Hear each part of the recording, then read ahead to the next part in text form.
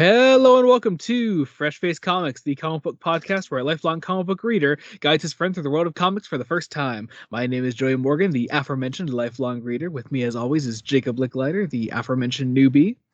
Happy Valentine's Day, everybody. Happy Valentine. Is that when this is going up? Yeah, that's when this is going out. Oh, shit. God damn. This is okay. So we mentioned last episode that we're recording ahead of time. This is how far ahead we're recording. We're still towards the end of January. Yeah, we So- are 2 days from Reign of the Superman releasing. yep, that comes out this coming Monday for us. So yeah, needless to say, we still have some time on our end. But yeah, so that's where we're at right now. Today we're talking about Return of Superman, The Return of Superman. What is there to say before we get into this? Oh, are you gonna do thanks? Okay. Oh I thought you were yeah, gonna do. I'll do thanks. We'll do thanks, whatever. I thought we were gonna do an author credit first. Author credit. Oh yeah, sure. Yeah, author credit. Sorry. As with all these past couple volumes, this is written by a fuck ton of writers.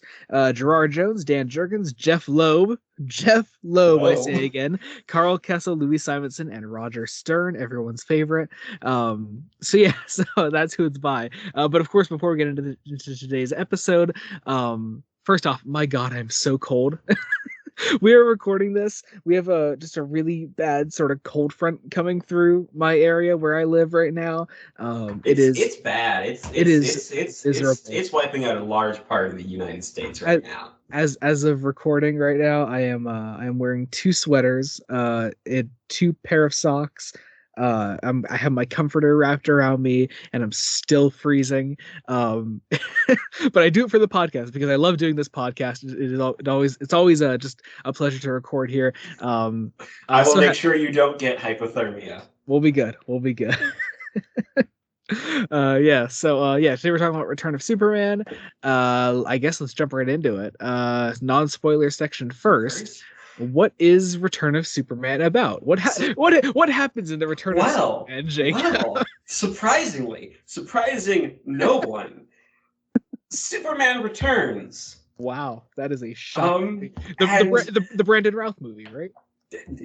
Yes, the Brandon Routh movie that I have not seen. With the pedophile as Lex Luthor. Yes. Yeah. Yep. Odd that's cropping up already. Because there is an interesting writer in here. Oh wait. Oh yes, we do need to talk about that. We do need to address that. We'll need to address that when we get to it. We do need to address that. No. So the Return of Superman is really interesting because this is the episode just of the podcast where I can reflect on the past 4 things we've read and sort of judge it as a complete story because the story comes to an end here. For those who don't know, the way that Jacob reads stuff when I give him the next episode is he waits until we've already recorded the previous episode, so he won't be so even though he knows we're doing the whole Death and Return of Superman arc, he won't be reading Return before we even record Reign. He waited until we recorded Reign and then he read Return. So this is actually you finally judging it as a complete story. Yeah, and as a complete story, it's simultaneously really indicative of the 90s, but also not.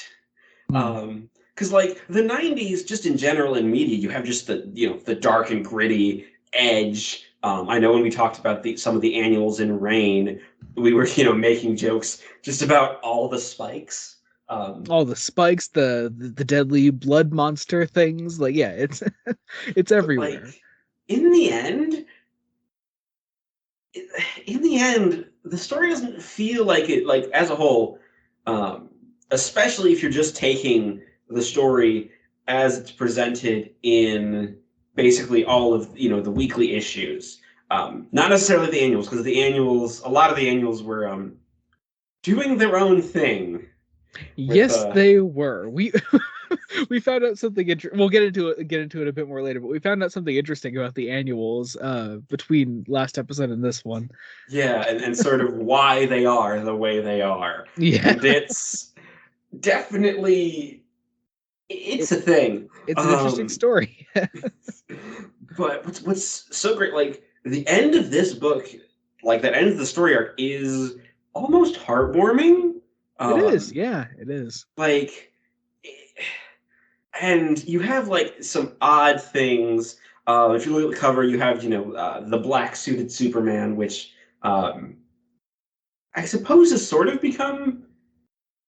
has it become an iconic image? I suppose it has. Absolutely, yeah. It's been used in like every time that Superman has been brought back from the dead, except for the time when Joss Whedon got his hands on it. Oh Yeah, yeah, because it's not in the theatrical cut of yeah. In the Justice League. theatrical cut, they make it the fucking blue suit because we couldn't have the actually comic accurate resurrection suit there. Why um, did yeah, I don't know. I don't know. like This like this I don't know.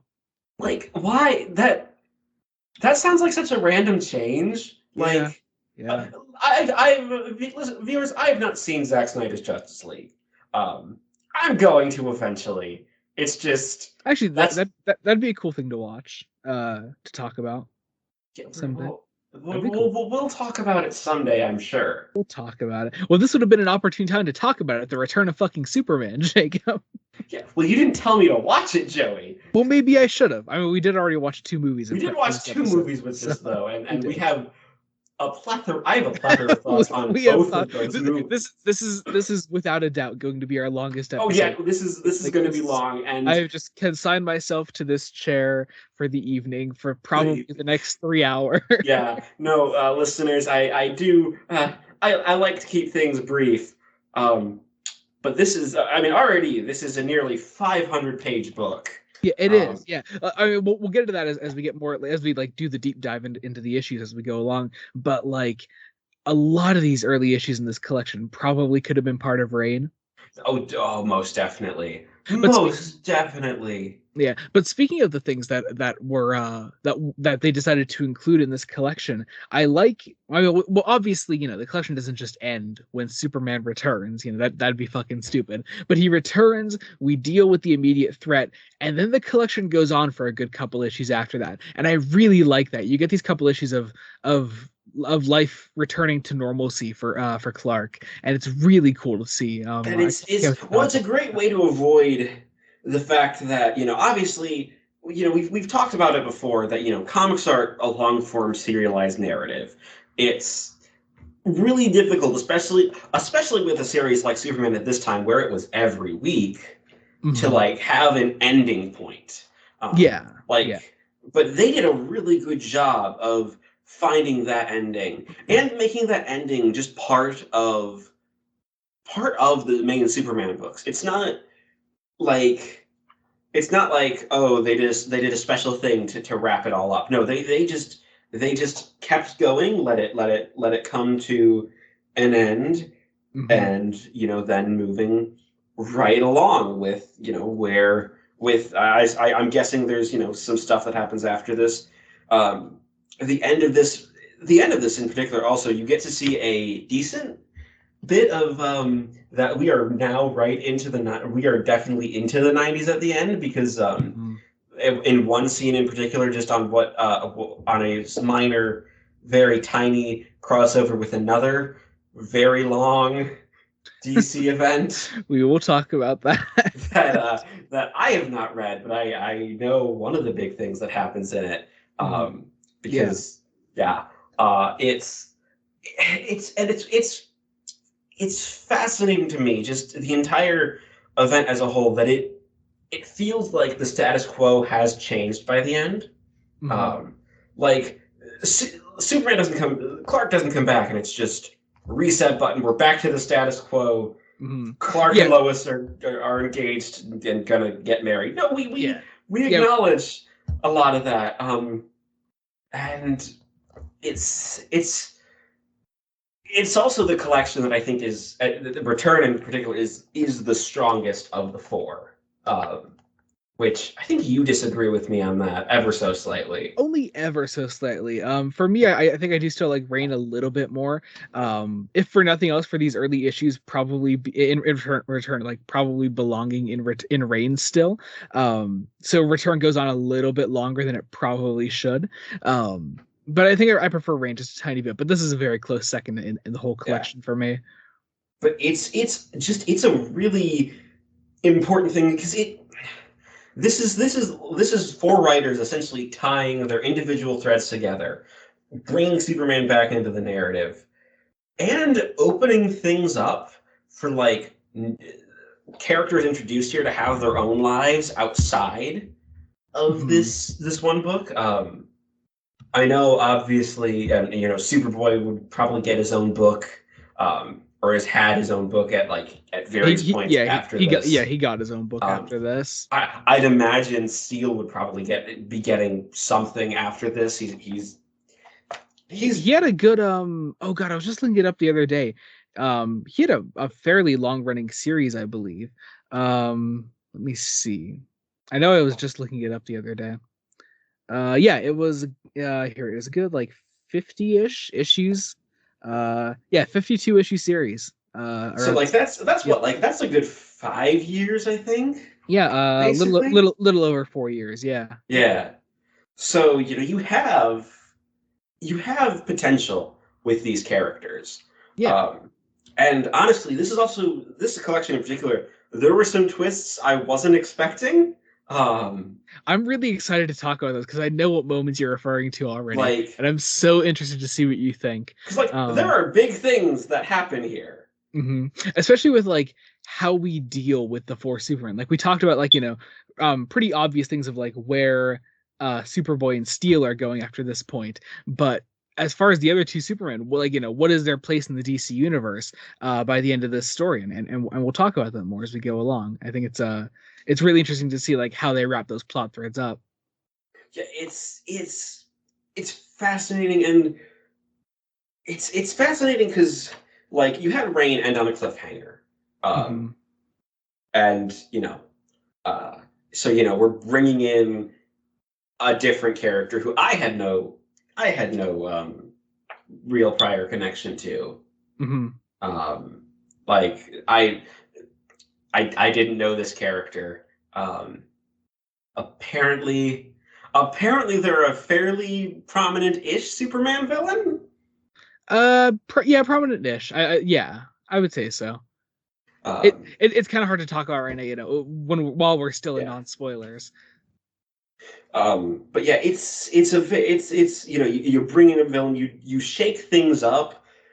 There are some images in this comic that I do think are very 90s. Any of the images with Superman with a gun, Oh like yeah, absolutely. Superman with a gun is fascinating. But like as a story, this could have fallen into one being way too long, and I don't think it is. What you have here is it doesn't go on too long. Like we had the dragging a little bit with Funeral. Um, Mhm. But going forward, DC would do events that would last for over a year. Oh yeah, yeah. And honestly, sometimes that's not necessarily what you want for for a reader. Like, It depends on, I guess, the angle that you're taking with it. yeah, I mean, especially, and I should probably clarify events that take a year and are in spanning several books. Like we did Court of Owls and City of Owls, and I guess you could argue that took a year. Yeah, 'Cause it's 12 yeah, issues, that's a year but long that was event right there. also one book. Like there were several times, but it was one book telling a complete story. Yeah. Um, and most two volumes. Whereas This is a totally different beast. yeah, this is Um, four books plus some annuals plus the occasional tie-in mhm. plus itself tying into other stuff in some interesting ways. Yeah, Uh, which we will get into. we'll get into I it. feel like also before we move on with this, we would be remiss if we didn't mention this being the first episode we're recording since the event was announced, homaging the death of Superman. Oh right. Coming to DC this April is the death of the Justice League. As someone that is currently reading the Justice League title, I think Brian Michael Bendis is currently on it, but I think Joshua Williamson is taking over for these last couple issues. Um, I'm really interested to see where it goes. I love my big gimmick events. If you follow me on Twitter, like you know that like I'm really hyped for it. So I think it's just worth mentioning. They also released like this really cool promo art for it that Dan Jurgens did, where it's the funeral procession thing, but it's like 5 coffins. It's 5 coffins. It's an interesting piece of art, It and is, yeah. it'll be interesting to see because we're recording this months before that happened. This is going to be out before that happens. I'm probably not going to read that until who knows when. Yeah. Um, but I, who but I, knows but I, when? but I feel like with how opportune it is with us recording this, we're now like obligated to do it eventually. We're probably going to have to do it eventually. Yeah. Part of me is hoping that it's more like Death of Superman and not like what I've heard about certain other events from the '90s. Uh, Hey. that We're go on. definitely covering the event you're referring to I'm someday. referring to multiple, and they're not just DC events. Okay, true. But the one you're mostly referring to, I think we will definitely be Oh, I covering. know we'll be covering that one, Yeah. but yeah, yeah. No, it's honestly like this is a good event. It's still flawed. It's don't get me wrong. Like if I was to lump all these together of things that we've covered on this podcast, it wouldn't be number one, the best thing we've covered. Mhm. Um, that's But it is unique in what it does, I think. it's It unique in what it does, and it maintains a really good level of quality. Like I would rate this honestly over say year one, maybe even Dark Knight Returns. Wow. Um, yeah, Those are some big statements. those are big statements. Um, Well, especially because you're comparing some very different beasts there. You know, both the stories you just mentioned are both 4-part miniseries. Whereas this is a lot, a It's lot. a lot, to say the least. It's But a lot, and I hope these 4 episodes are doing it justice. Um, I think so, considering the total runtime of them is going to be something like 8-9 hours. yeah, that's true. That's true. But hey, at least we stay on topic for those 8 9 hours. Indeed, Um, indeed. and sort of one thing I actually want to say before we move into spoilers section, the annuals in this specific collection somehow integrate better than any of the other annuals included in the arc. Like, You're especially, talking about like even beyond Bloodlines? yeah, Huh. I never felt like I did with like the Legacy of Superman or especially Supergirl and Team Luthor. Okay, Like, those are specials. Those aren't quite like annuals, but if you're just like lumping together annuals and special issues, then yeah, I guess. yeah. Um, Well, yeah. it's very much is something like they like especially the Superboy one in here feels like just the natural continuation of the story Mhm. that you don't necessarily need. Like you could pick up the next regular issue and skip it, um, But it's nice to have there. but it's nice to have, and it doesn't jar you right out of a developing plot. Mhm. Um, Yeah, definitely. but yeah, no, this is highly recommended if you've been listening to these episodes and haven't decided to pick up the Death of Superman. I'd say do that. Uh, it may be a little interesting in places, Mhm. but it does give you a good idea of who Superman is. Yeah, Which, I would say so. And also, like, I know we've like gushed over it every single episode, but please get the 2016 editions. They're so nice. they Um, are very nice on the like, shelf. yeah, They are really worth so it. nice on. They are very pretty editions, Yeah. and they collect I think everything. Like, Yeah, pretty much everything. Yeah, I don't think there's anything missing. Maybe other than like Superman's death being mentioned in a couple other titles. That's but about like it. Yeah. that's not something you can't put that in. You Yeah. wouldn't want to put that in there. That would just inflate this Yeah. even longer. That would make this drag. Yeah. Oh yeah. Um but anyway, so let's move on. Let's get into our spoiler section finally. Let's open up on Action Comics number 689. I love the cover of this one.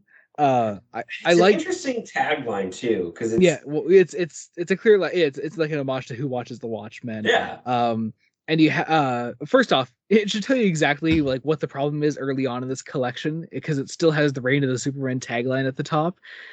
Like it says it on the fucking issue. Maybe it should be part of Reign of the Supermen. Maybe Well, here's the thing. I DC. think most of the issues in here have the Reign of the Supermen. Like, Reign of the Supermen was a long, long thing. Yeah, like unlike all the other volumes so far, like the actual title Return of Superman was never actually used when advertising these issues. Yeah, which is honestly kind of I'd say that kind of misses a trick. Like, you'd think they'd want to do that, like See especially. if I were titling something the Return of Superman, I would make it the Reign of the Superman's story and say this is the Return of Superman, but which one? You know, like that. I think that would be pretty cool if I were Yeah, that. A cool little thing though, like sort of foreshadowing where we're going with this though. It shows the four Supermen on the screen here, and it is conveniently covering the Last Son of Last Krypton. Son of Krypton, aka the fascist, aka the one in the Roger Stern issues. Being covered by this mysterious figure here, which I mean, come on. This is if you're reading these collected, this is the opening issue on Return of Superman. Obviously, they're including it here as the first issue for a reason. Yeah. Gee, I wonder who it fucking is. So Dark Side. yeah, absolutely. So Definitely fits the picture of Dark Side. yeah. Um, So let's get into the actual issue. We open up exactly where we left off last time, which I do like getting that getting the immediate fallout of Superboy and Supergirl handling this whole situation here. It's nice to see. and some really nice, again, really nice, big art, like very big panels, letting you mapping out that this is a very good tragedy. This was who penciled this? This is God, I just had it. Does it? Who is we have Jackson Geis and Dennis Rodier? Rodier. Yeah, I think so. Yeah, It just says artists, so they probably did pencils and inks. And formatting it as sort of like following, our Tana, Tana Moon, our reporter who's been following Superboy around, is a really good way of getting in the recap. And this is an issue where you see that Superboy's heart is in the right place, even if he is still a colossal dumbass. Yes, he is. Like, but we love him for it. He's a great character. But then we find out who is watching this news broadcast from Tana Moon. It is these little Krypton robot things from the Fortress of Solitude. You initially think, oh, well, this is a Stern issue. It's going to be Last Son. Spoiler alert, it's not Last Son. It's just Cal. It's Clark Kent, Kal-El. Yeah, the one, the only. Who just breaks out of this giant seed. This giant pumpkin seed. But you see, but you see, he's weak because all of his speech bubbles are drawn all squiggly. Which is an interesting indication. Of course, kind of ruined by the fact that this is Roger Stern. So he also says he feels weak and lightheaded on multiple occasions. Which you could tell just by the way he's drawn, but also squiggly speech bubbles. Like you don't need to say, yeah, it was so weak. It shows us, but it also tells us, and we basically then this is like right. Let's catch Kal-El up to speed and recap a whole bunch of things. And it's all stuff we already know. It's stuff we already know. There's again. Stern is interestingly the only one that seems to do anything with the cult of Superman, and I applaud him for that. Yeah, because it's a really cool idea that just isn't carried over into a lot of the titles. Guys, do this. This is an interesting thing. It is so interesting.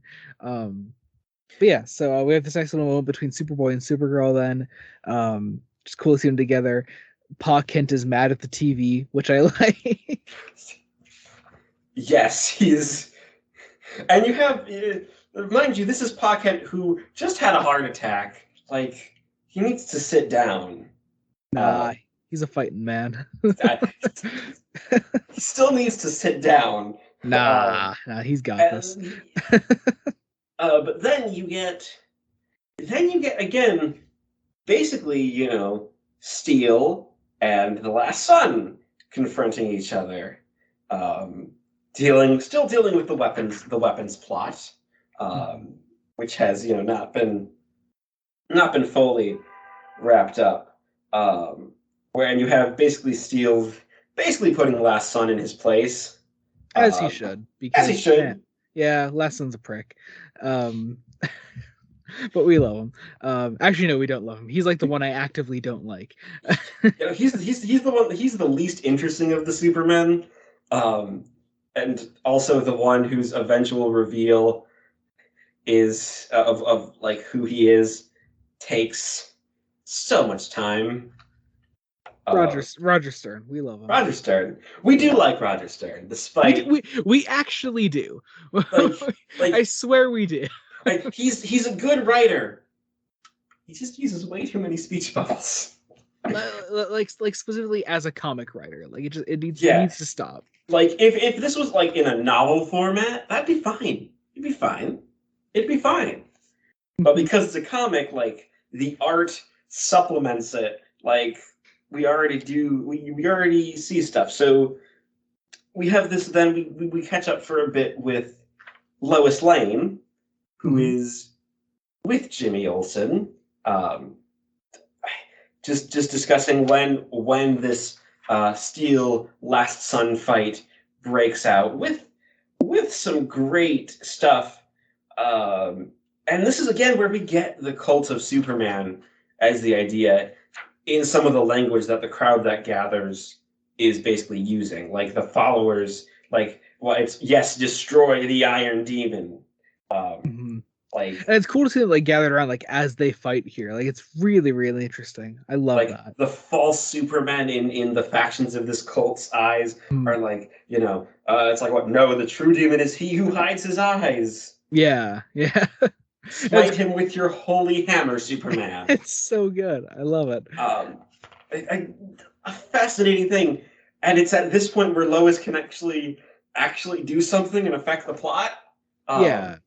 Like she gets in and basically has an argument. And sort of shows Last Son that you're kind of in the wrong. You are responsible for quite a bit of destruction.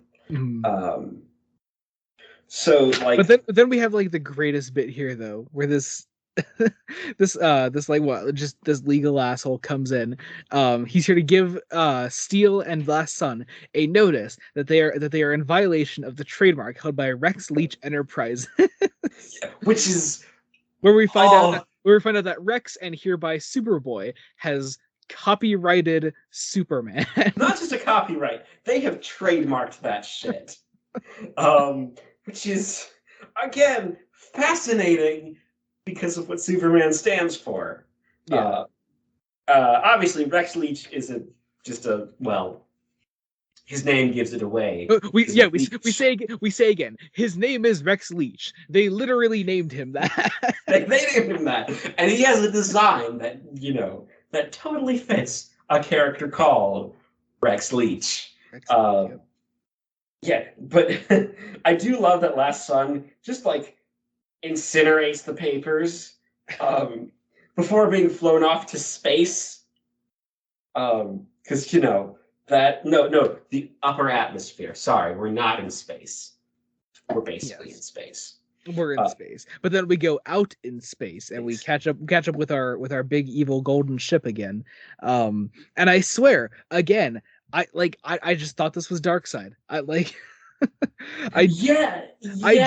genuinely thought this was Darkseid for the longest time. There's the one panel there that like actually that doesn't look like him, but like it's vague enough that I could be like, oh yeah, that's just a mistake in the way they drew him. Yeah, it's like, well, surprise, it's not Darkseid. We'll get into that later, but yeah, no, it's not Darkseid. I'm just an idiot. Yeah, and then we cut back to Steel falling down to Earth into a crater, causing a bomb, and that's our cliffhanger for moving into Superman the Man of Steel number 24. Yes. Another very nice cover here. More Steel versus Last Sun here, which is nice to have. Picking things up, handing writing duties off to Louise Simonson, who I think characterizes Steel the best. I think Stern especially doesn't quite characterize Steel nicely. Yeah, but Simonson like being the main writer that takes on Steele's character for the most part. It's nice to have there. Like you know, like Yeah. he's still just a great character whenever he's written by her. Yeah, whatever's written by her, or even Jurgens. I think Jurgens does Steel really well, especially later on. Yeah. Because you have we have it, and we find out that he fell into Coast City, which I found out through this was the main sort of operating place of one Hal Jordan Green Lantern, um, which is going to become interesting. Oh yeah, did you know anything about like Coast City before this? No, no, I didn't. I didn't. So what happens to it is we'll get to it. Um, because and you have a continuation of the fight, and Steel has a point. Like it's like you fried the papers, you tried to fry the server. That's not how Superman acts. Mhm. Um, and with this story specifically being called Impact! Exclamation point. Um, it's a really nice continuation of the fight, and the way Steel is drawn, um, especially on like the third page where he is holding Last Son by the cape. Mhm. Um, like it is this great idea of a disgrace. Mhm. Punches the visor off, and Last Son just kind of it runs tail between his legs. Yeah. Uh, as the police arrives, and he actually seems to have a moment of self-reflection. Which is nice to have. Just, Um it's nice to have. It's nice to know that he's not totally unreasonable evil. we didn't play a game of just like catching up with a bunch of characters that aren't really going to be relevant to this issue otherwise. We see White Rabbit here again, which is nice. Another Lex and Supergirl scene. I love, uh, wait, I love this Lex panel here on the bottom right there on the first page where he shows up here. yeah, with him in the chair or with him No, just the close up on his face. the close up on his face. Yeah. Yeah. Um, But then we get this really nice scene with Lois that I love.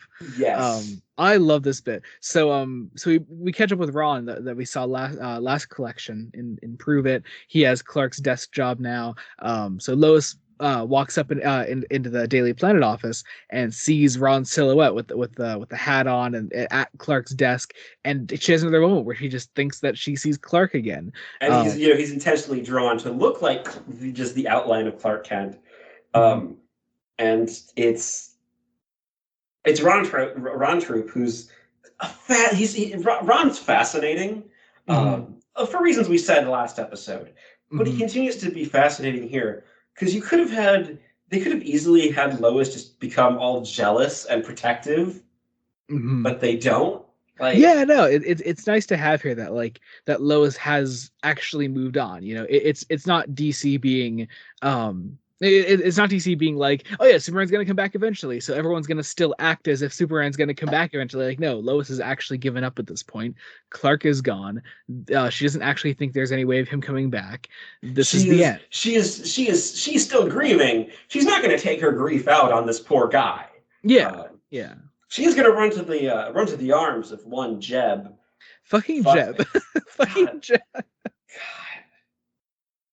who even knows if the only way I can have you is on the rebound? I'll take what I can get. He's a fucking slime ball. He is. God, So yeah.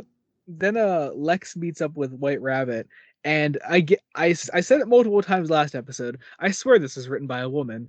I really do. It is. It gets her position, like especially on that page Yeah. where you know her back should be broken. Like that is not a human position. My God, this is one of those '90s moments Yeah. Although Lex, fucking love Lex's shirt here. That's just cut all the way down. Just cut all the way down. A neckline further down the disco wing. Yep. It's so funny. I love it. But they're also the White Rabbit is a femme fatale in some of the best ways. Because it's like, yeah, they're gonna shoot down this plane that has steel on them. Steel, of course, saves everyone on the plane because Steel is the natural replacement for Superman. Like, if Superman stayed dead and you had to pick one of the four, it would be Steel. Yeah. It would be Steel. It really, yeah. I love this bit here where White Rabbit tells what's his name, Graham, to go after him. God. And he just his shirt tears off. He becomes this giant. It can only be described as a blob. As a blob, it's a thing.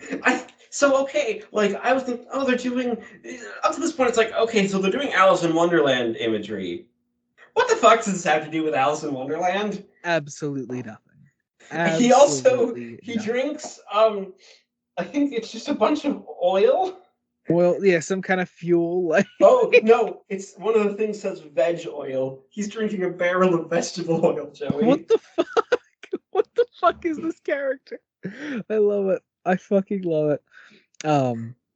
It's just funny.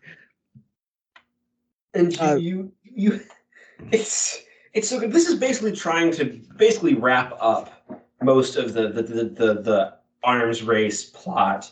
And I think it does a really good job of that because, with our alien friend heading to Earth and, Superman returning, we're essentially moving towards an end game for the story. Yeah, so we're like wrapping up the individual plot lines that we had in each of our 4 Superman's titles. That being said, though, we get another looming shot of the Golden Ship, and we move into our annual because, in the midst of all this, we still have time for Bloodlines. Bloodlines, yeah. So, and this is the annual written by Jeff Loeb. Okay, so the first time I read this, I didn't pay attention to the writing credits on the bottom of the front cover, and it's one of those issues that doesn't have the writing credits until the very end of the issue. So I read the whole thing, and I was like, man, this is really fun. And I saw it was Jeff Loeb. Like, Jeff Loeb. I loved that. I thought that was great. Yeah. But shall we talk about what the Bloodlines Annuals are? What we found out? So what we discovered, or rather what you discovered and you shared with me in between recordings, between last episode and this one, was that Bloodlines was an event that ran in every DC annual in 1993. Absolutely insane. It is 23 annuals and it ends with a 2-part miniseries. The annuals are like split up into 3 like sub-series. Like Outbreak is the first one. This one's Earth Plague. I don't remember what the last one is. I'm sorry. And honestly, like having read the 4 Bloodlines annuals that are collected through Reign and Return, I really can't tell how any of them tie together, other than the fact that it's like the same sort of like race of blood-hungry monsters. Yeah, it's the aliens, and they're creating new superheroes. Most of whom either die at some point. This is not a great story arc because it's like, one, none of the annuals are like numbered. Installment 1 through 23. Yeah, no. And also, like, we also found out that like none of these annuals have ever been collected as like a Bloodlines collection anywhere. No. So I think you just have to like, it's just these 4. Maybe a Batman annual has been collected in like Nightfall. Yeah, but honestly, I think you'd have to like actually go out and search for the individual issues. Yeah, which honestly, I'm kind of curious to try now. I might just try that. Joey, it's 25. I'm just curious. I just want to see if I can find. Well, here's the thing. The aliens represent the 7 deadly sins. Okay, see, that makes sense. There are 7 of them. And yeah, like each of them create a superhero. But I also found out this one in particular is the start of a character your uncle apparently likes. My uncle loves this guy, Loose Cannon. I don't know what it was. I told him I was reading Return to Superman, and he was and I told him that there were the Bloodlines Annuals, and he was like, "Oh, Loose Cannon." I was like, "Okay, cool." I don't know who the fuck that is. That is. I don't know. He just loves the character. I'm like, okay, sure. So yeah. So this is the Action Comics annual. So we follow the last son of Krypton, opening with a great page of him being pissed because he just got his ass handed to him in the previous issue. Yeah, fighting some robots. No, mech suits. That's what they are. They're mech suits. It's kind of a relief knowing that this is Jeff Loeb because you can tell because the dialogue's not taking up so much of the page. But like in the aftermath, also just fair warning, we're about to get really dark with the guy that we're following. We're about to get dark, and then really camp for some. Then really camp and also kind of horny. Yeah, this is an odd one, but it's so yeah. So basically, really mainly we are following. I don't know the character's name, Joey. Fuck me. Something Walker. Yeah, because that's what's on his locker. We'll call him Walker for now. Walker, who is like an injured police officer. We get like some of his backstory as he like sits at home alone and holds a gun in his hand and considers how he got to this point in his life. It's a really fascinating couple of pages where you get like all these black and white flashbacks as he starts to load this gun in his hand. And he was a loose cannon, and it's like, oh, he's gonna commit suicide. Yeah, it's kind of fucking miserable. I mean, I love it because it's Jeff Loeb and it's actually done really tactfully. But then the phone rings and it's just like and we get this line of, can the guy even kill himself in peace? And this is where the shift is. This is the shift in the issue. Oh, his name's Eddie. Eddie Walker. Eddie Walker. And it's a call from, Maggie Sawyer, now Inspector Maggie Sawyer. We love her. A great character in her couple of appearances. Basically asking like, hey, we want to get you back out on the street because of the murders and suicide slums where our 7 xenomorphs have been. I think they have like a species name. I don't know what it is. They're basically just xenomorphs. And then and while he's searching through Suicide Slum, we get horny Jeff Loeb, Jeff Loeb. This issue is covering everything. With a full page of just what? What's this one's name? I don't even know. I don't know. Lust Lady. I don't know. I don't know. That will be that we and with red hair, obvious space armor, like and Eddie here just doesn't think anything of it. I'm sorry. Who the fuck wears that on a normal basis? She has boob plate. Yeah. She has boob plate. Built-in boob plate. Yeah, it's great.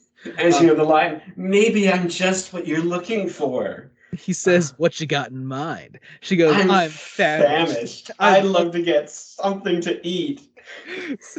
So fucking funny. So then up behind him comes Glanth.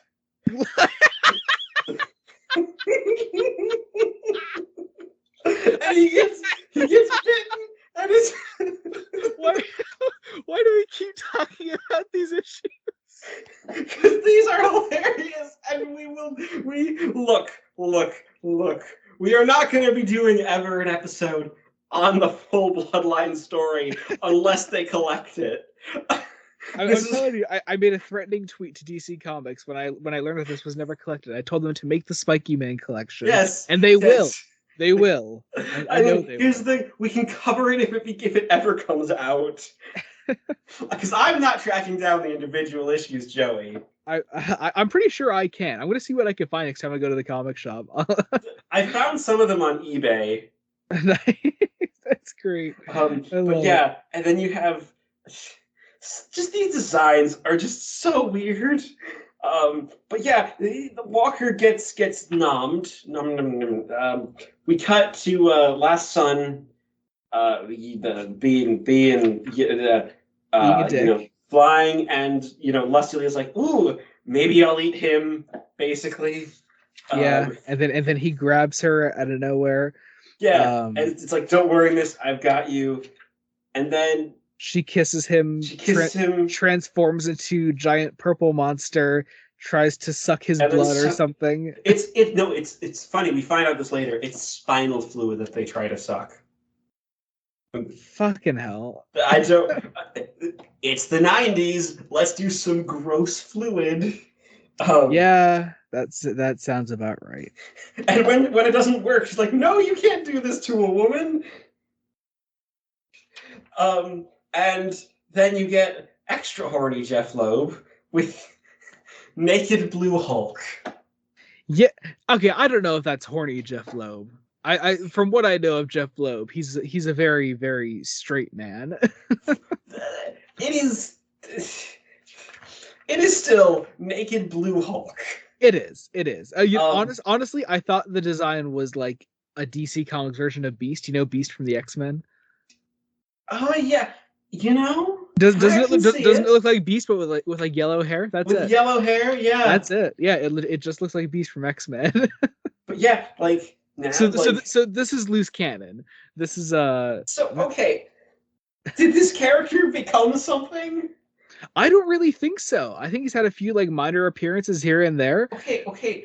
Then why does your uncle love this I'm telling you, character? man, dude. I'm telling you, like, long time like comic book readers who just like collected single issues as they came out, just chose like specific characters, obscure ones, to just follow throughout all their endeavors. They would As just they, as, latch onto. yeah, I'm telling you, like that's how it was. That's how it still is for a lot of comic book readers. That is such Um, a fanboy thing to do. it is, but like that's what the comic collecting experience is like.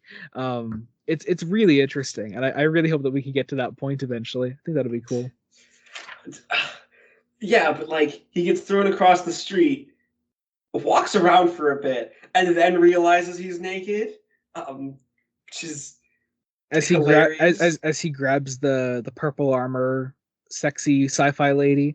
Um, you get this like And this great like full page of him carrying her. a la King Kong, Yep. with a great dialogue. With my head feels like scrambled eggs, and I'm betting I didn't get up this morning 7 feet tall and blue. So funny. And then what is it? Does he see like what Arnold Schwarzenegger in like a reflection or something? Yeah, it's a big and it's a big one. There's this great line: "Never seen a 7 foot naked blue man before," and that's what makes him realize, "Wait, I'm naked." Naked. At which point he looks at like what a Terminator promo picture or something. In the window of a big and tall clothing store because he's 7 foot tall. I love it though. Okay, big and tall clothing store. This is Arnold Schwarzenegger just carrying a shotgun Yeah, on a no, motorcycle. it's the poster It for is. Terminator 2. Yeah. It's Like, why are you there? I love it. So then at first I thought this was a mistake in the coloring of the issue. No, Then he he turns turns purple. purple. He turns purple. I think he's like a mood ring. Yeah, he's And loose he cannon. teams up with Loose Last cannon is Son. a mood ring. Oh my god, I He love teams it. up with Last Son. They slam like. I'm sorry, this goes insane. They slam into a bridge. Um, Lex Lex and Supergirl are just watching them on TV. Lex is in a robe. Are you sure, Joey? It's not horny. I'm pretty sure. Pretty I sure. look. I mean, I don't mean to draw the connection, but I think if Jeff Loeb is racist, I think we can kind of safely assume. Yeah, that's fair. That's fair. Like, So, go the on. artist. The artist is horny. There we go. We'll say the art. But you have Maggie Sawyer. It's like, take that thing out. And like it goes so weird. Like he then Loose Cannon grabs the van that she's in. She aims a gun at his face, and then something happens to his eyes. That I don't know how to describe this art. he It's fucking becomes a hilarious. frog. Yeah, a He purple becomes frog. a frog, a bullfrog, A and he purple, recognizes Maggie Sawyer. Um, yeah, uh, and then he and changes then back to back blue. to blue, He's back to blue. More of the blood monsters come in to fight Last Sun. including our friend Lorne, because that's a name. That is a name. That is a name. So the fight breaks out. At one point, Loose Turns Cannon purple, switches then purple, red. then to red. He's like a mood ring Hulk. There we Yes, go. he is a mood-ring Incredible Hulk There who we looks kind of like Beast from the X-Men. go. There is no one way to describe this character. I love it. I absolutely love it. I hope your uncle listens to the podcast. I'm gonna tell him to listen to this episode.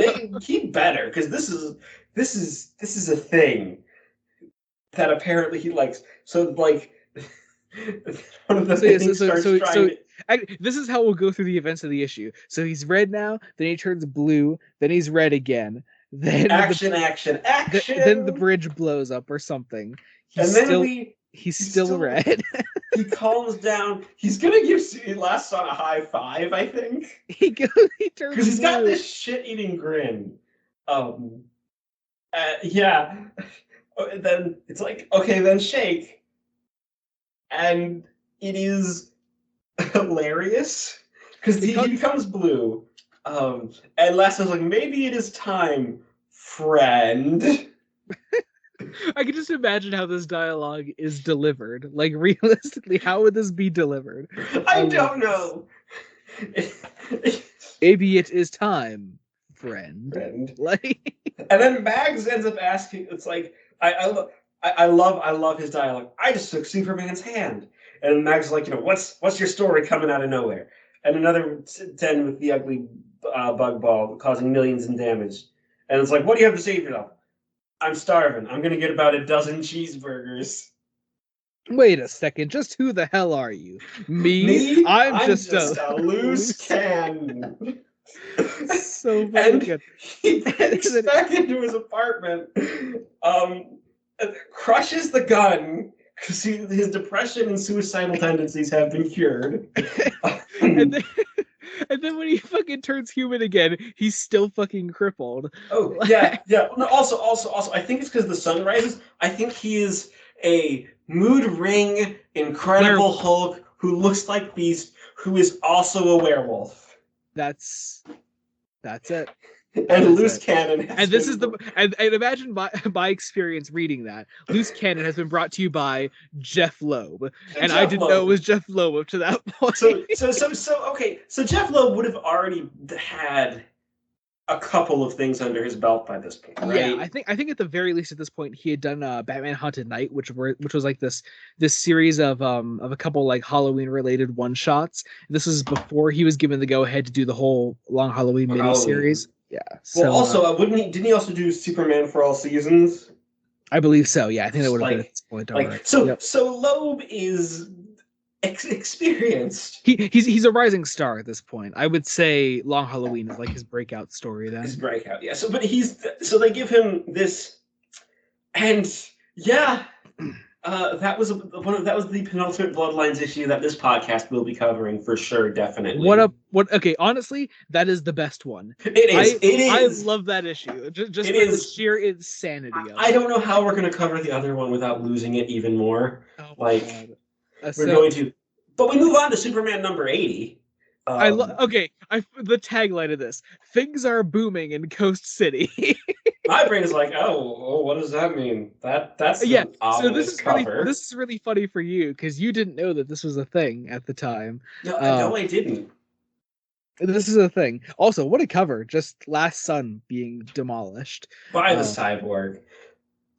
But yeah, so we open with Lex doing another evil villain monologue. And I think he gets a message from. I think that's Maggie Sawyer. I think. It's either Maggie Sawyer or Cat Grant. It might be Cat Grant. I'm not sure. Cat Grant. I can't tell. But we have Okay, look. Like, this is the most Jack Kirby spaceship not drawn by Jack Kirby I've ever seen. I don't entirely know what that means. Damn it! Oh my god. Okay, look up, like, honestly, just look up Jack Kirby spaceship. Okay. You will see what I mean. Okay, we will see. But like, it's like, it's our not dark side being basically destroy it. We want to know as little of we want them to know as little of us as possible. So we're over 100 pages into this collection right now, and Cyborg Superman has not actually shown up once. Yes, he hasn't. Now, to be fair, a decent chunk of that was that annual, because annuals are but even then, like, Superboy got a fair bit to do at the beginning, and then obviously Steel and Last Son have been featured prominently so far, but Cyborg has been, like, mysteriously absent up to this point, and this is the issue where it all sort of starts to come to light, and it comes to light. I was curious up to this point. So you said that you were vaguely familiar with Cyborg Superman as a character before this. Did you know he was a villain before this, or was that still sort of up in the air? It was. I guessed he was a villain. Like, it's pretty easy to guess. He looks like it was either going to be him or Last Son going in, because I'm like, I know Superboy eventually is called Connor Kent, and he becomes a thing through, like, his own book, and I know he shows up in Teen Titans. I think it's like in one of those runs with Tim Drake. Yeah, he's occasionally part of it. And then I knew Steel because because the Shaq movie, Shaq movie, which I just thought was just a shitty movie trying to capitalize on superheroes in the '90s, which kind of is. It is, but it's a character. It's a character. It not only is a character, it's a genuinely great character. Great character. Yeah. It hurts. It actually hurts. But we have the Cyborg being sent to Coast City, and this giant fucking spaceship is over, and they fire these green balls, and the Last Son is like, what the fuck is this, basically? And I was curious, did you know who Carol Ferris was before this? Isn't that I know that's like, all I know is that she's the one who I knew, but she's like Hal Jordan's girlfriend or whatever. Yeah. That's pretty much all you would need to know at this point. Because I have seen, remember, Ryan Reynolds. You have seen the Ryan Reynolds Green Lantern movie where Blake Lively plays Carol Ferris. Yes. Which is, I don't know if you know this, actually, just a cool little fact about it. That's where they met. Ryan Reynolds. That's where they met. Yeah, they met, as Ryan Reynolds puts it. They met on the Living Hell that was the Green Lantern movie. And that's where Ryan Reynolds met his wife. So his wife. It's a love it's a love story, really. But yeah, there are these globes, and the Cyborg shows up, and it's like, and you know what? It's fair. Like, Cyborg could genuinely think the Last Son brought the ship here, and they fight it's played that way too. And Cyborg and Last Son being the most aggressive Superman up to this point, it makes sense that they would butt heads this much, and that Cyborg would try to incapacitate Last Son the way that he does. And then, as Cyborg is shooting him, the city blows the fuck up.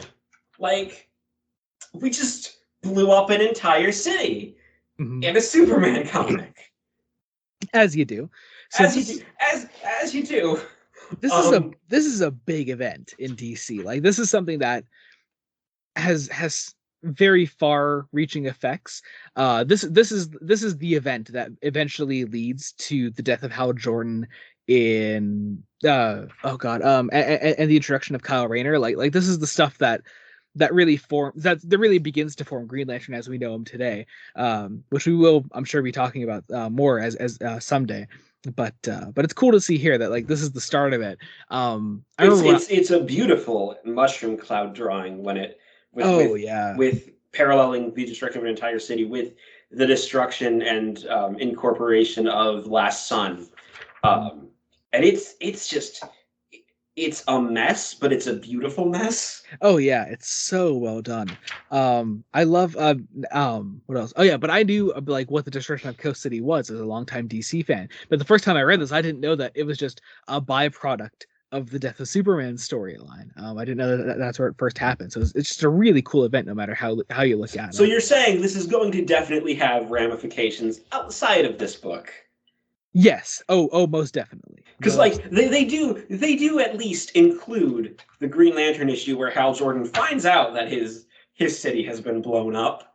I will also say, like, Coast City being destroyed. Coast City is around today in modern DC comics, but it's not something that just like sort of came back overnight. It was gone for a good like little over a decade, I think. So it's like a death of Barry Allen, Jason Todd. Yeah, well, yeah, one of those things that like stuck around for a very That long time stuck around until some brave soul came forward and decided to say, you know what, I want it back. Would that brave soul be Jeff Johns? What's up? Would that brave soul be Jeff Johns? It is indeed Jeff Johns. That sounds like Jeff Johns. That is definitely Jeff Johns. And then Jeff Johns is also the reason that Barry Allen is back. No, that's why I guessed. Yeah. It's either Jeff Johns or the guy that brought back Jason Todd. God. Oh, who did that? Fuck. Who wrote Judd something. I can't think of it. Yeah. But yeah, and then we get a Cyborg. Judd Winnick. There we go. Judd Winnick. Now, as the Cyborg flies off, yeah, mysteriously, as this sort of like barrier begins to be built around the remains of Coast City, he's monologuing about how the self-construction replacement for the New Dead City is even more breathtaking in its appearance. Oh, this is where you finally start to get it revealed that Cyborg Superman's a bad guy. Like, here's the thing. Also, as a longtime DC fan, of course, I knew that that Cyborg Superman was a villain before I read this. But I swear it was the weirdest thing. After this issue happened, I was telling this to my brother. I said to him, I was like, I knew he was a villain, but somehow Rain and the first like third of Return is written to like just somehow still get you back on his side, that you're still shocked when it's revealed and you have Mongol bowing in front of him. It's a well done reveal, no matter how much you know about the character before. Well, it also builds in that like the big twist isn't that he's just a villain, it's also he's not working alone. Yeah, but before we get into that, actually, we have this these couple panels here of this purple mech suit started powering up with the thought bubble. Finally, with this suit, I will survive. So we'll get back to that. We'll get back to that in the future. But we have, the spaceship has docked with the city, with the living city, and it's revealed Earth will be damned. He says to Mongol. Now, do you know who Mongol is? No. See, here's the thing. I would guess Darkseid ripoff. No. But I think that's wrong.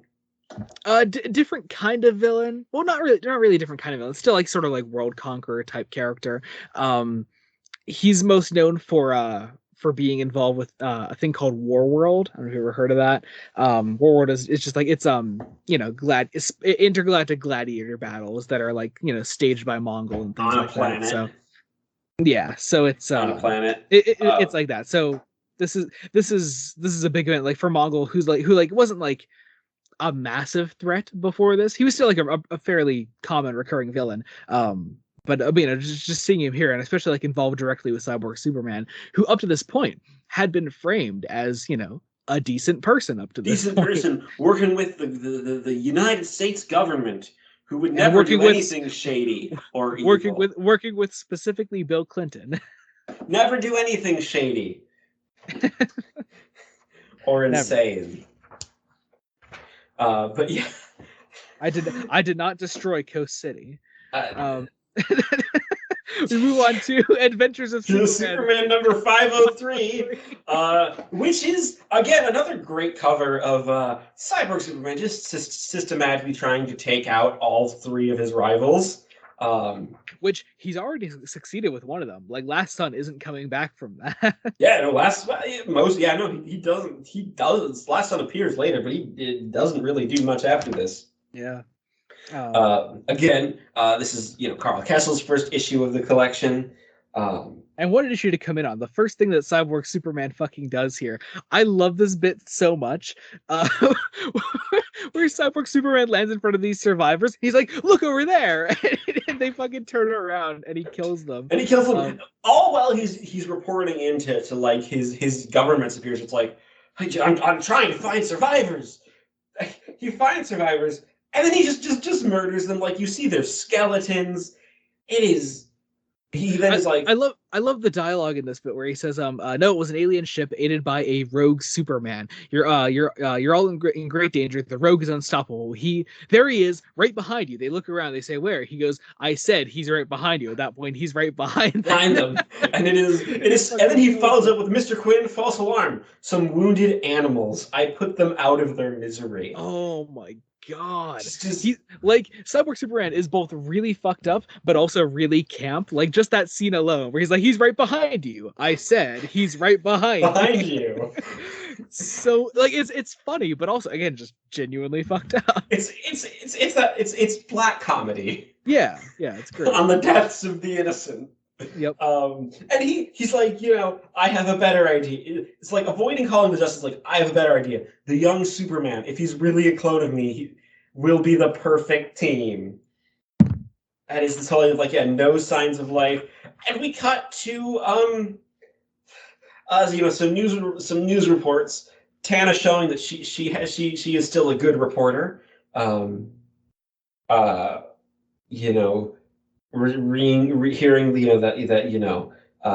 the Coast City crisis is a job for Superman, our Superman, accompanied by our cameras. And Tana's like, she doesn't immediately say it, but it's like, no, she's not okay with this because, like, whatever happened, an entire city has just been wiped from the face of the earth. Like, and you are going to be sending in a child. And when we see Superboy, he's playing The Death of Superman, the video game. which I love that it exists. I think that was an actual thing, though. The Death of Superman. I'm pretty sure it was. Hang on. But how it could not have been this soon, though. Like, this is only, like... Hang on. Just, I swear this is a thing. 1994, The Death and Return of Superman, the video. It was a fighting game. So it happened. It's an actual thing. Yeah, it's a fighting game. Yep. That is fascinating. But yeah, you have the Superboy being a child. What? Oh, I love Rex Reese's line. Only genuine imitation Corinthian leather will do. You got that? Also, I like Tina coming here to Superboy. Like, there's a genuine friendship here. Yeah, no, she genuinely has his best interests at heart because she's like, yeah, he's a kid. Like, it's like she doesn't want to sound like his mother, but she's basically being trying to be a positive parental figure in this child's life. Yeah. It's nice to see there. So he goes off. He goes to help. Meanwhile, we cut back to the Fortress of Solitude and this giant purple mech, just running away from it. We see him diving underwater, which is okay. And then we go back. We have a press conference with the two Supermen. Again, Superboy wearing those hilarious glasses. So funny. I love them. But we have, I think the dialogue is here. The one Cyborg Superman thing that I like. Oh, no, I think he says it to the Justice League later. Sorry, I think I'm mistaken. First he says, I'll still strongly advise against following us into the dead zones of the blast area. You don't understand how dangerous the rogue is. It's like, talk to the White House, Superman. GBS has a green light on this. Then you'll die in there, gentlemen. I guarantee it. And Cyborg Superman is basically just leading Superboy into the destruction here to take him out too. I'm just gonna kill you. Yeah. Like, he has to wear a mask. And I said they die in here. Superman always keeps his word. And then he punches Superboy's mask off him. He hits him with a fucking tree. Yeah, and it's just great. I'm damn straight up Superman. And Superboy's trying. His leather jacket gets destroyed. Not the leather jacket. Which is it's so sad because it's like that's part of the look. It is. You can't have the campness of Connor Kent without the leather jacket, Yeah, yeah. or at least some article of black clothing. Um, like, yeah, you have him, basically trying to survive, getting the ass kicked out of him. He gets kind of clever, somehow managing, I think, to just randomly blow up his arm. Um, Plays it off like he knew exactly what he was doing. Spoiler alert: he doesn't. He does not. He doesn't. It's just like he's a clone of Superman who's what at this point a couple weeks old. Like, Yeah, I wouldn't say any longer than that. Yeah. and you have Mongol, and This is mostly for the people that like weren't familiar with Mongol as a character at this point. He's says like what he was up to before this. Superman came along. I learned to hate that man and his symbol and all their forms and all that. So it's cool to just have that there. and this whole idea of we're going to conquer the Earth and make it a new war world, and that he alone will be king. So yeah, and Superboy tries to get away, gets hit with a rock. It's a big rock. It is a very big rock. I love this last page here. Then, Superboy, as he like weakened, he says, "You can't be the real Superman." Cyborg says that you'll never know as he punches him, and you get this really nice like blood splat on this final panel here. It's so cool looking. It's so cool, and we make the correct decision to take Action Comics 690 away from, at least we start away from the death and destruction, with some interesting stuff with the cult of Superman. Yes, they now seem to be entirely on Cyborg's side, or these guys here at least. I love that they like half painted their faces like cyborgs. So, yeah, and you have the Metropolis Police Department led by Maggie Sawyer in the bushes because let's be honest, this is a fucking cult. Like, yeah, it's a cult. What did they start chanting? Destroy the Visored One, destroy him.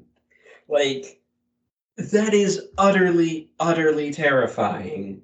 And like, oh yeah, and then like the Eradicator's thing, like the Eradicator's fence, we'll find out is the Eradicator. I think in this issue, this is the issue where you get the backstory. I'm pretty sure. Yeah, it's this one. Yeah, it's a very long. It's a very long backstory. That it is. But like the Visored Ones come out with wearing their visors, and the police get involved. Maggie Sawyer basically does an impassioned plea. Superman isn't here to tell you this, so I will go home and call down and do something positive with your beliefs, which is fascinating. Maggie Sawyer doesn't get a lot in this story arc, but she's a great character whenever she's here. She's enough to give me a good handle on who she is as a character. You haven't started Superman the Animated Series. I have not, right? Because I got busy. You did, but you did finish Batman the Animated Series. I did finish Batman the Animated Series, which we'll bring that up later. Anyway, yes. So we cut over to the fact that Cyborg Superman did not kill Superboy, and instead has him all chained up here. In basically just like in a metal H.R. Geiger-esque contraption.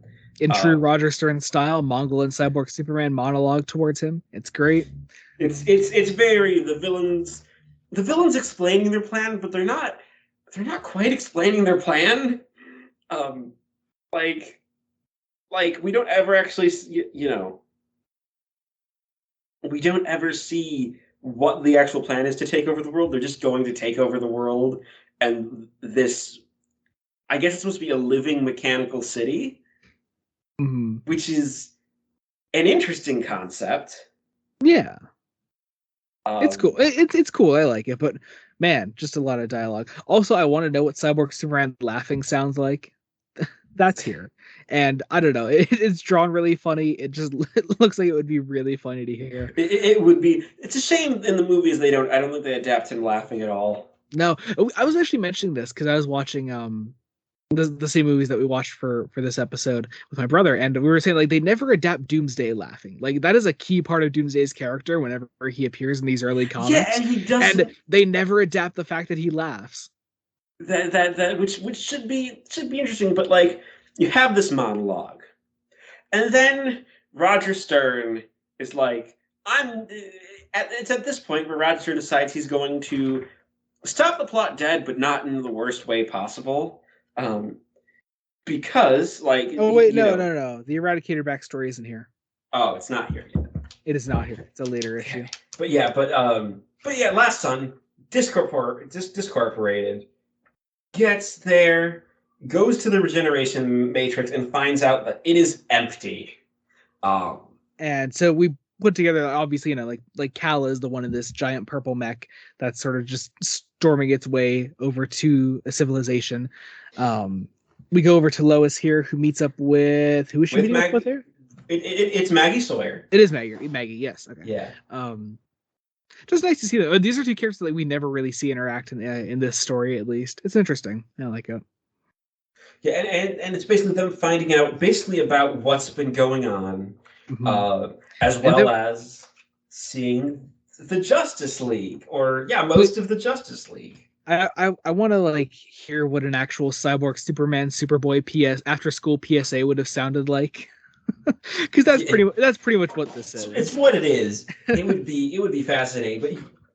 But so it's Cyborg Superman, like, talking to the Justice League, trying to convince them that he's the real deal, whatever. Let's see. I think we have it's a pretty basic lineup here of characters. A fair lineup, especially because at this point, like, obviously the one person missing is Batman, but for obvious reasons. Nightfall. I'm fairly certain Nightfall was happening at this point. Yeah. But you have Martian Manhunter. Wait, Dr. Fate is over there. Do you know Dr. Fate? No. Oh damn, he's the one. He's the one next to Shazam over there. With the full golden. Yeah. Yep. Yeah. Full plate. golden. Yep. Martian Manhunter's there. I think you know him. Yeah. Obviously, you have the Maxima. Alan Scott is there, which is interesting. As well as the motherfucker. And Alan Scott's daughter, Jade, the all green. The all green one. Is she a Lantern too, or? That I'm not entirely clear on. I'm not big on like I don't know too much about Alan Scott, but I'm not sure, honestly. He apparently was there in World War II, according to this panel. Yeah. Which is interesting. This was that era of DC where everything was sort of canon post Crisis on Infinite Earths. Not that everything was canon, but like it was a merging of canon. So like old Golden Age characters that were forgotten about were still canon nowadays. We're still canon and alive, and yeah, we weren't at the point of like consigning them to other universes yet. No, because isn't that what the point of Crisis was, to stop doing that? Yeah, to say like these aren't all different continuities; it's all one thing. Like there were multiple Wonder Womans, multiple Flashes, multiple Green Lanterns, things like that. And then they made more. Then they made the multiverse again. Yeah. So I feel like that's going to be a recurring theme. It's just a constant battle. We're going back and forth. But yeah, you have Guy Gardner. My God. Basically pushing for this is all bullshit. The Superman I met was no imposter princess. Sure, he took no prisoners, but he'd never level a city. He's righteous. Guy. What a guy. I love him. We love him. Also, I love how Wonder Woman's just like, I'm fucking done with your bullshit. I'm done with you. You are terrible. And there's the Justice League is going to be going out into space. As you do. In a spaceship that they have to destroy. I'm guessing that these are going to be part. I'm guessing this is something that they set up to just get the Justice League off of Earth. God, how long is this issue? This feels like it's forever. It's a Stern issue, Joey. Oh wait, because then we have a Cyborg Superman evil monologue, and then the Eradicator backstory is still in this issue. Yeah, holy shit! There's so much here. Oh my God, so much here, and because it's Stern, Yeah, but you have. I love this is the first time where you see the cyborg interfacing with like the machinery, Yeah. which is such an interesting thing. Um, Obviously, like the character of Cyborg would have existed for at least a decade at this point, right? Because like, Uh, Cyborg, like Vic Stone Cyborg. yeah, Vic Stone Cyborg, because like he was created for New Teen Titans, and that was like, Yeah. He's over a decade old at this point. yeah. So like, it's such an interesting thing, just to see the way like this Cyborg Superman uh, does that, and the issue ends with basically the Eradicator backstory. Mhm. So, Joey, why don't you sum up the Eradicator backstory? Because I've been talking. Oh my God. Okay. So the Eradicator backstory. So first off, I just gotta say before we get into this, it has been so hard continually referring to this guy as last son of Krypton as we've gone through this because I don't want to spoil that he has an evil name behind him, but that's how we typically refer to him, the Eradicator. Yeah. Um, so we pull from That's what I was guessing because, like, oh yeah, that's okay, that's cool. From here on, we can refer to him as the Eradicator. The yes, reader now knows. thank fuck. So, so we're finally here. We pull back into back from like an old Superman villain called the Eradicator, who had this fight with Superman. This guy comes from from like old Kryptonian technology. He comes from Kryptonian DNA. So he was sort of trapped in the Fortress of Solitude, and it was sort of used as an avatar for Superman post death to sort of be Superman while Superman was dead. Um, which is a cool way to sort of like get around it. But also, this version of Superman, the Eradicator, comes out with absolutely none of Cal's morals. Like he doesn't have any of like Cal's consciousness in him. So that's how he still became the evil asshole that he was as we knew him up to this point. I'm curious Is though. Was this explanation in the book sufficient for you as someone who didn't know his character at all? Because I mean, like, this is all I really know him from. But I was this okay mean, for you? it works. It works. I'm guessing the Eradicator in and of itself is like something that appeared earlier, possibly appears again, um, maybe as a villain somewhere else. Um, I actually think the movie adaptation of Rain um, did the explanation a bit better, uh, I and it made agree. more sense there. Um, Yeah. that also might be because it isn't so much of a heavy dump of just Yeah. They don't tie it into like some deep lore of an older Superman villain like the Eradicator. It's just this is an avatar to take Superman's place post death. That's it. You yeah. know. Because and then at the end of this issue, in the mech suit thingy, which is I think it's in the South Atlantic. Was it heading towards the Fortress of Solitude? What's up? I just like I'm trying to figure out where the mech suit is going. It left the Fortress of Solitude. That's It where it's left coming. the fortress. Wait. That's where it's coming from. Oh right. So it's yeah. Okay. So we're going. So we're heading north Hmm. in it, And we and we get get that to actually we see. we get this little tease at the end that like it's actually like Cal coming towards. He's going to like join the actual fight. Says uh, most definitely a job for the real Superman, and then we go into Superman, the Man of Steel, number 25. And I love this little tagline here: the real Steel deal. That sounds like a promotion at at like Arby's for some reason. I'm sorry. I'm sorry, but it does. It definitely does. Um, and this is thank goodness we are out. We are away from a Roger Stern issue because Louise Simonson is the hero of this collection, as she it's was as she was last collection. Um, uh, we get Superboy here on this front like full page spread, just looking so done with life. he's like he is done with life.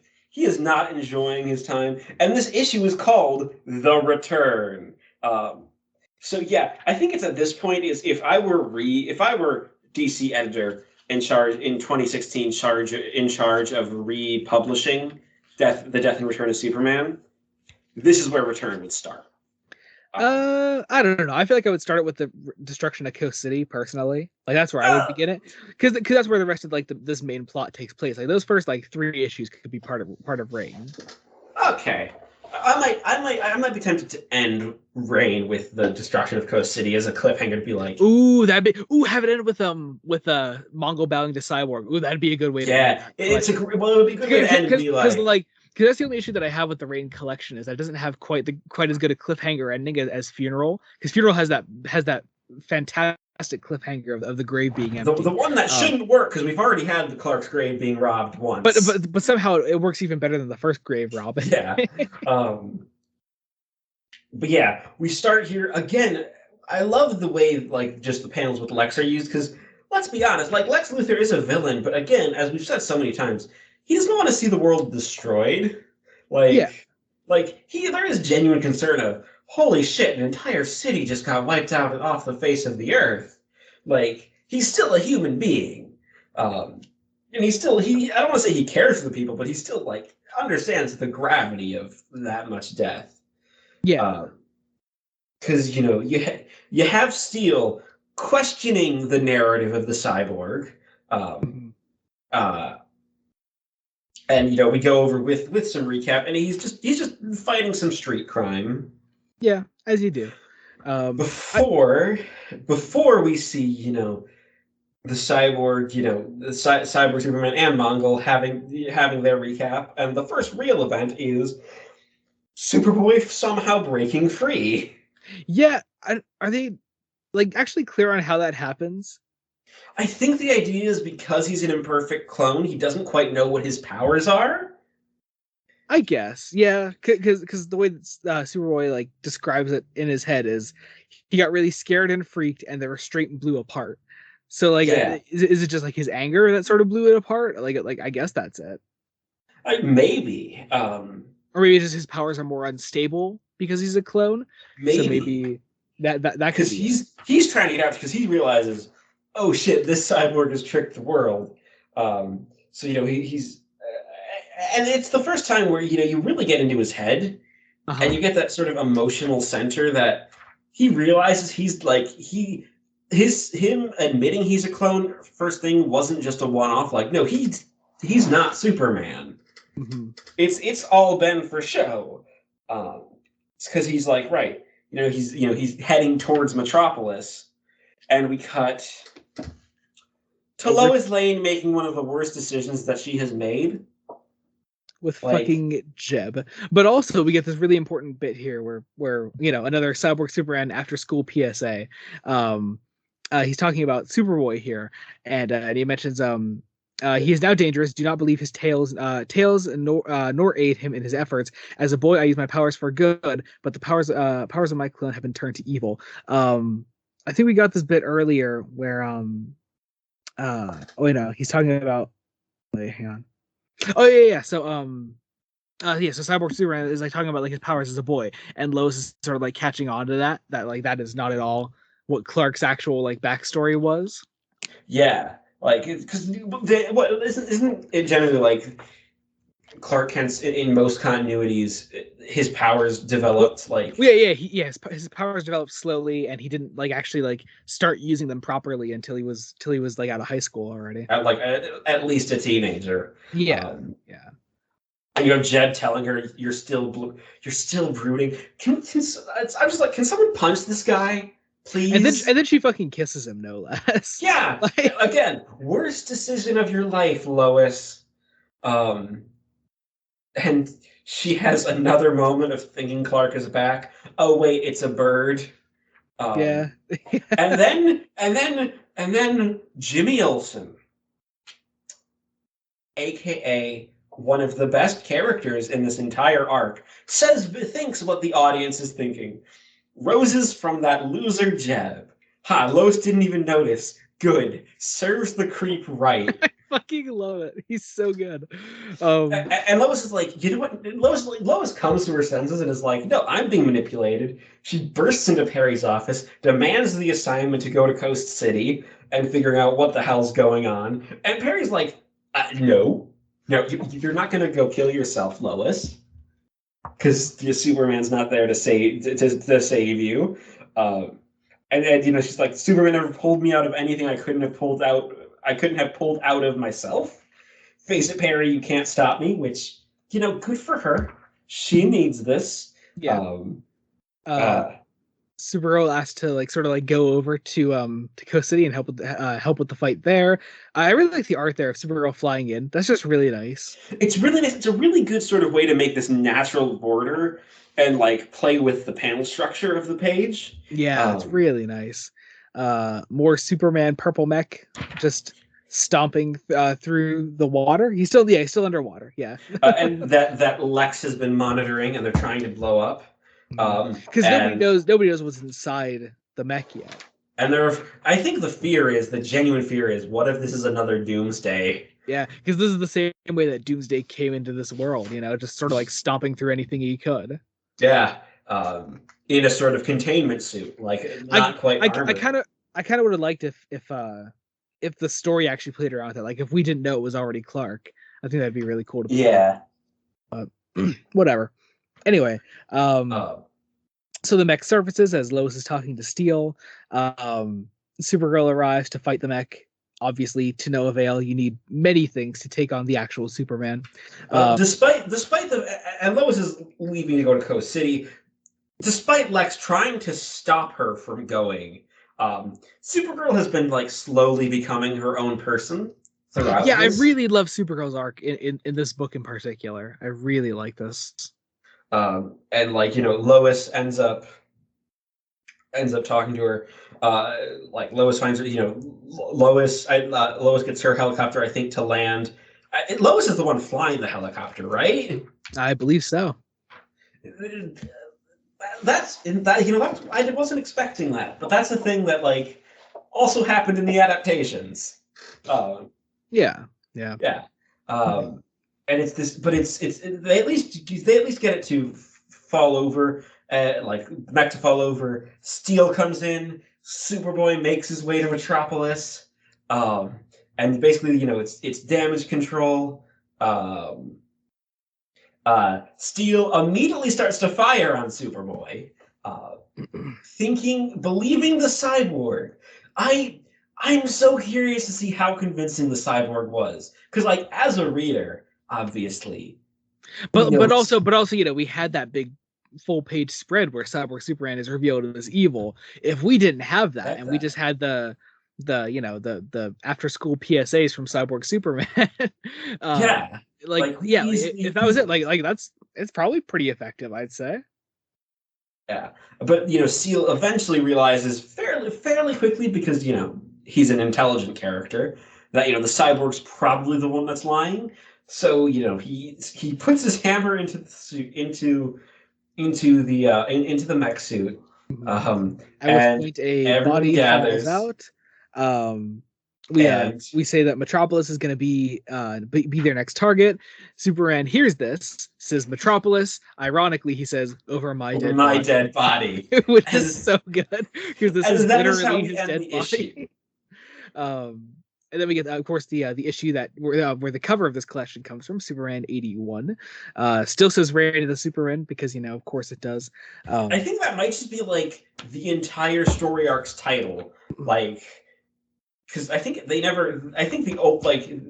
only issues that like don't are after everything is over. Like yeah. Like I think the first like after the threat is defeated, because like I think it's just like the last two, But yeah, this one starts right where it's the last one left off, and this one doesn't do a whole lot of recap, which is interesting. I feel like word got around, like this is the one where Superman actually came back, and people picked up that issue, and they said no. Everyone read that issue. Let's just get into it. And it's interesting. So this is also Superman in a black suit, with a mullet. With a mullet. Doesn't he keep the mullet for like a long time? Not a ridiculously long time. A good year or two after. A good year or two? Okay. Yeah. Okay, so but like and what's fascinating is like Clark is like, some homecoming. I realize I've been away a while, but I didn't expect to be public enemy #1 when I returned. You interviewed me several times, Miss Lane. Surely you recognize me. And Lois is just like, no, I can't. Like Lois is basically on the verge of a mental breakdown. Yeah, this is the 5th Superman. This could very well just be just another fake one. We've proven all of them to be fakes at this point. But no, this is the real deal. Of course, we as readers know this, but I love watching Lois actually figure it out for herself. It's so cool. And she's smart enough, to work it out. Because Clark tries basically what the imposters tried. But you were the first one to write about me, the first to call me Superman. Also, Clark, as one of like his things that he chooses to remind her of him with, he says his favorite movie is To Kill a Mockingbird, which, okay, does that seem like it would be Clark Kent's favorite movie? Yes. Yeah, I think Yeah. I agree. Yeah. Have you seen To Kill a Mockingbird? Yes, I've seen To Kill a Mockingbird. It is Clark Kent's favorite movie. Yeah. And I love this bit that where Superboy goes, "Hey, we got more important things to worry about. Whether or not you're soups," he says, such as Coast City, it's gone, obliterated, destroyed.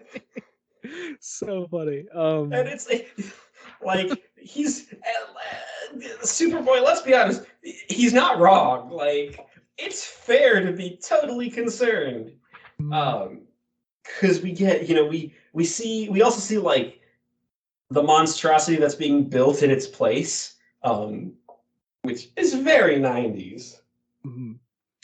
Now, we cut over to some more evil monologuing with Cyborg and Mongol, but this is a very important monologuing because we then we then tell Cyborg Superman's backstory. So one thing I was curious about, because we watched the first half of the newer Death of Superman adaptation after we did Funeral, and Hank Henshaw makes an appearance in that.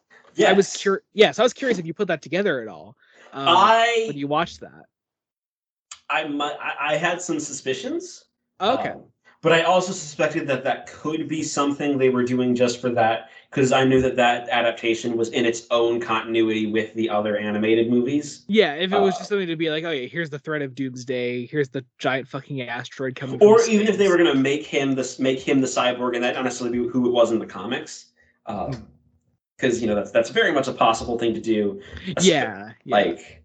But it's pretty much that backstory. It's that. It is. Yeah, it's cool. It's really well done, and also the dialogue is actually succinct in telling his backstory. Yes. It's not just pages upon pages. You're just reading a novel at this point. Like, no, this is Dan Jurgens. He knows what the fuck he's doing. This is Henshaw's backstory. This is Cyborg Superman. Becoming aware of Mongol, taking like the. It's so fast. It's fascinating because it didn't. Obviously, the cyborg didn't just take the form of Superman immediately. It just started taking over machinery and building itself out of that, which is such a 90s idea. Oh yeah, I especially love this one where he becomes like the Death Star looking thing, and then on the next page he forms this head out of this skull head out of just machine parts that almost looks kind of like a dragon. Yeah, it's we got the red glowing eyes. Then he becomes a proper robot, gets the exterior of Superman. I love it. I especially love this last page where we have him standing at the middle of it all. You have Henshaw's face up there, his wife's grave. It's just such a great visual. It's a great visual and a great piece of visual storytelling. Yes, it is. Thank you, Dan Jurgens. But then you have Clark going off, with Lois just for a minute. I love this bit where Clark and Lois are having this bit off to the side, and you see those three Lois facial expressions sort of joint together by her hair. I love that. And it's just such a cool visual. And it's also just this great. He reminds her of things that obviously only the real Clark Kent could know. Did the others remind you of the time I gave you Ma's engagement ring? And I was just like, no, please don't. Oh my god, it's so good. It's so well done because at this point, Lois knows what these other Supermen are capable of. Maybe Clark's memories were just implanted in this guy. Yeah, and and all he does is and it's just the fact that he comforts her, because none of the others try to comfort her in the way that Clark would. But also I do have to I fucking laughed my ass off when I saw this next page where it's the two of them standing with each other and then the three panels to the right. Um and that panel on the bottom where it's just their mouths just It's like gaping at they're gonna each be other. going in for a kiss, but it almost looks like they're shouting at each other. It's like it's like the Fury from the Deep. Yes. That's what it is. There's your Doctor Who. There's your obscure Doctor Who reference for the episode. There it is. But yeah, it's such a nice little thing. And after that, Lois is officially convinced that this is Clark. And slightly before that, you had Lex telling Supergirl, you're not supposed to leave. You have to stay in Metropolis. Supergirl having none of it because that'll be important in a bit. And it's like, but like Superman, because he's not at full strength. He's still gaining back his powers. He needs like these flight boots. So it's him, Superboy, and Steel. They go off.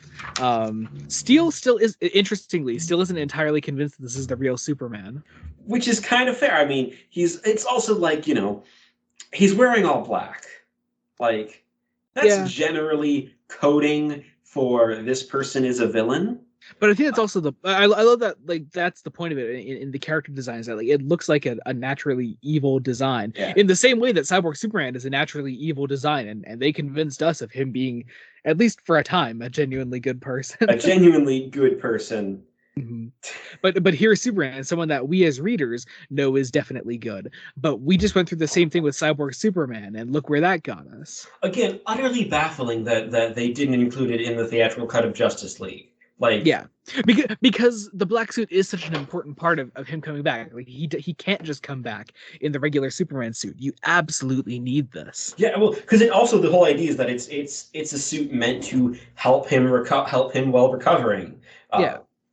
It's also such an interesting '90s design, and its lifespan. The fact that it doesn't, like, by the end of this book, he's back. Yeah, it's only here for these couple issues. Yeah. He's back in the classic red and blue.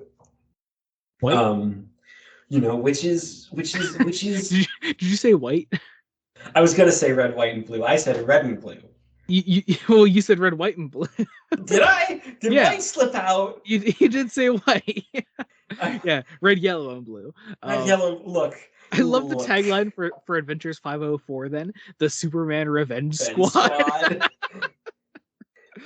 Such a good cover. Yeah. Oh my God. All of these covers are they're the right amount of seriousness mixed with cheese, mixed with the occasional camp. Like, it's lovely. I love it. Because we have our three Supermen flying off. Clark being annoyed. 4 hours. I used to fly cross country in under 4 minutes. Which is a good way of getting the reader to know, like, okay, so this is like we knew Superman wasn't back at full strength, but like to what degree? Like little lines like that really give you an idea of that. And there's this great bit of comedy. You have Clark thinking about the danger, Steel thinking like the only other time I felt such a commanding presence was when I met Superman, the real Superman. Maybe it is him. Maybe I want it to be him. But Superman died. Wonder what the kid thinks. Superman goes, man, could I go for a pizza? Oh, Superboy. And at this point, same Superboy, same. Superboy. I had a pizza before recording this. Ah, fuck you. Now I really want some pizza. And I love it. He's still thinking about food, and he's thinking about Tana, who we flash back and find out that that just how insecure Superboy is. Like it could have been so easy to make him just an annoying kid character, but like we have those like annoying kid character, like really just funny moments. Like, yeah, man, could I go for a pizza? But he's a genuine character underneath it all. He's a genuine character, and he's written by writers who, even as much as we rag on even Roger Stern, understand that you need to make him a genuine person, like Yeah. a genuine kid. And, you know, they make it there. We see you know, the Cyborg. It feels wrong to call him Hank. Like, how you doing, Hank? How you doing, Hank? Imagine just like the water cooler conversation. You're just standing around. Hank, fucking Hank grabs his little like plastic cup of water, tries to down it, but you know his metal mouth just spills it all. His metal mouth would just spill. And you know, but yeah, like the Cyborg is curious about like who their friend is. You know, and you know, he sent the most powerful heroes off planet. Mongol's like, you know, Mongol is interesting because it's like not if their friend is the real Superman back from the dead to haunt you, which it's like it's supposed to be a joke. He gets his like arm broken for it, but like, yeah, no, it's not a joke. Because you know we enter some of the '90s isms of the comic, mainly explosions, all the and explosions, lots of them. Yes. Lots of them. I mean, yeah. And a lot of these next couple issues is just like one big fight scene, really. It's cool, but we're mostly here for the artwork, I think. Also, Superboy references Michelle Pfeiffer. Where's that? On the second page of Explosions, Clark's saying, you know, I like your attitude, but would you mind if I just called you Steel? Now we have to get inside this place, and the only attack they wouldn't expect is a full frontal assault. And Superboy's, that's totally psycho, man. I like it. Of course, I'd like it better if we were talking about Michelle Pfeiffer. That's an odd reference. It's an odd reference. I think it might be a movie reference to something with Michelle Pfeiffer in it. Like, maybe something called Full Frontal? Or maybe just the fact that Superman said full frontal and Superboy thought, haha, hot lady that I like. Does that mean Batman Returns exists in this universe as a film? I hope so. That's all I want to ask. I hope so. It's like, you know, Steel, take point, hit him hard, you got it. Great action. Yeah. The art is really impressive here. And I think it's Jurgens doing. Wait, no, you wouldn't be Jurgens. This would be. I think Kessel's on the writing on the script. Yeah, Kessel's writing, so it's Grummett. So that would be Tom. I think Tom Grummett, who's again one of the artists most of the artists have been here. What's nice is that most of the artists have been here for the entire saga. I do kind of miss Jerry Ordway as a writer at this point in the collection, because I would be really interested to see what he would be able to bring to these issues. Yeah, he it's a shame he left. Yeah, because he brought some real insight to the funeral segments, and I would have really liked to have seen that here. Yeah, and I don't mind obviously Kessel taking over for him. You know, Kessel's been great. Yeah, definitely. Got his strengths, but if it was Ordway, that would just be really interesting. Yeah. Superman then arms himself with two ammo belts, a machine gun, and it seems to be like a smaller laser pistol thing. Yeah, and that's definitely a choice.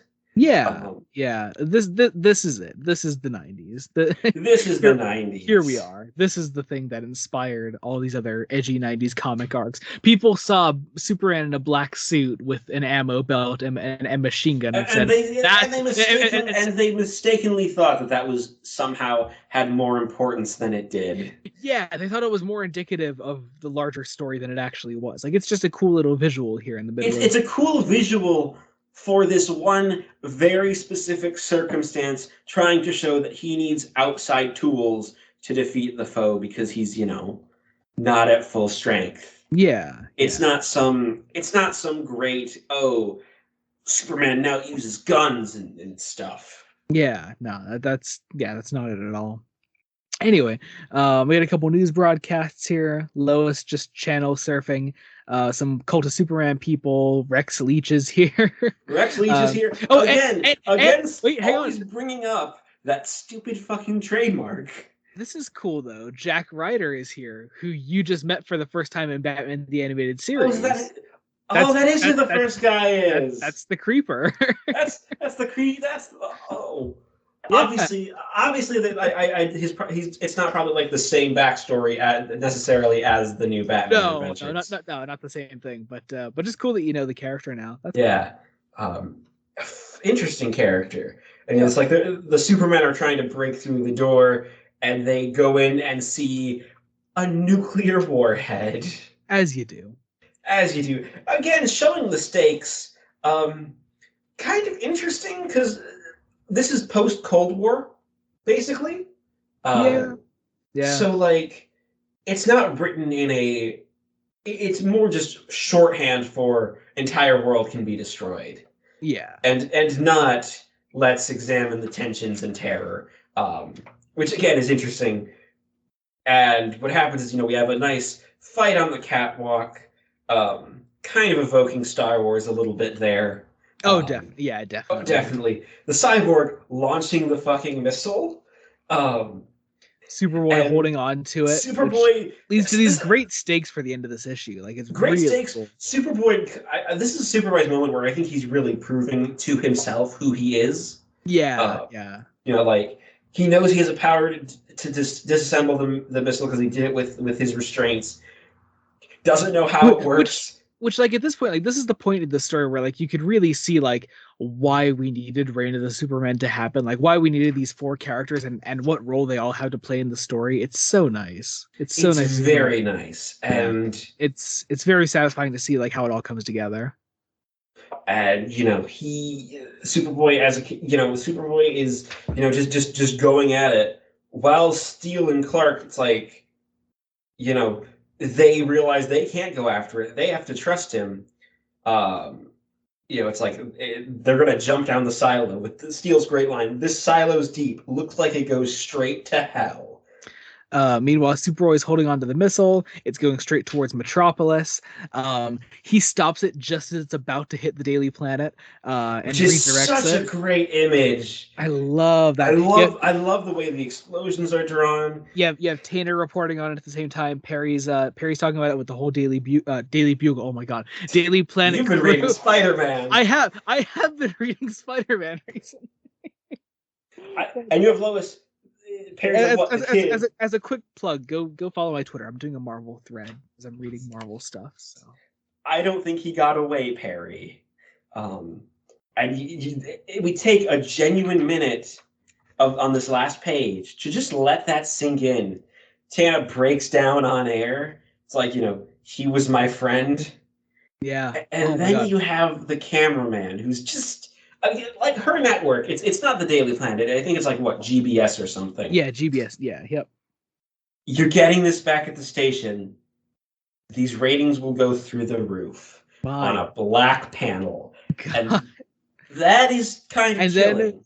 easily my favorite cover in the whole collection, Action Comics 691. My God, look at that. That is It's, gorgeous. That it's is so good. so nice. I Um, love the cracks in the cyborg's facade. I specifically love the way that like this thing is colored, especially the way that Cyborg is colored there with the way like his metal sort of like shines there. It's so Shines. nice. The Superman in Action Comics logo being cracked as well. Yep. You have the tagline there. There's no escape from Engine City, meaning like it's no longer called Coast City. This is Engine City. This is Engine this City, this is which is this is Ground Zero. Unfortunately, this cover has one little word on it. It says Stern, and yeah, yeah. I feel bad for Roger Stern. Apparently, his Spider-Man run's supposed to be really good. Yeah, as we were told by a mutual friend the other day. Yeah, and his issues aren't bad. They're just so wordy. Yeah, right on this first page. Like, why? It's basically, and it's all, it's all recap. Yeah, and you could honestly skip this entire first page and just get into it. But even then, you're just reading a ton. And as we mentioned last issue, like it's mostly art at this point. Like, you're mostly looking at a big action sequence. This is Steel and Superman fighting off these robot minion things for And Stern sent by does this thing Mongol. where he doesn't like so, and I've noticed it's something that I think only he does. I haven't seen in any of the other episodes that we've done on this, or our 5 Batman episodes, or I think even in reading The Sandman before we even started this, because I've read The Sandman. He does this thing where he'll do like a dialogue balloon and then attach a bunch of thought balloons to it. Mhm. Like Yeah. he does that, and it's like, Roger, This is perfectly like sustainable art. Like you can get what's going on with that minimal dialogue there, and they just add a big ass thought bubble in the middle of it all. and we know what's going through Steele's head. Simonson, Kessel, and Jurgens have set that up perfectly. Mm-hmm. Like, and even the giant first page of text sets up what's going through everybody's head. Yeah. You don't need to keep reinforcing it. But we see some action. With this interesting idea of Clark's body simply producing more adrenaline to compensate for not being at his full strength. Yeah. Meanwhile, Superboy is still redirecting the missile. It explodes up in the middle of the sky above Metropolis, which, first off, he probably should have taken that to space. I feel like there's some residual radiation that's now infected all of Metropolis. But, probably not as much. He probably could. I think the idea is he couldn't make it to space. But also, look, this is a page where Stern shows restraint and just lets the art speak. The art speak for itself. It's really nice, yeah. Lex finds Superboy beaten on the ground here. All he wants to know is where Supergirl is. This is deranged romance novel cover Lex Luthor the second. This is great though, because also that's a great revelation, because Supergirl has mysteriously vanished from the story at this point.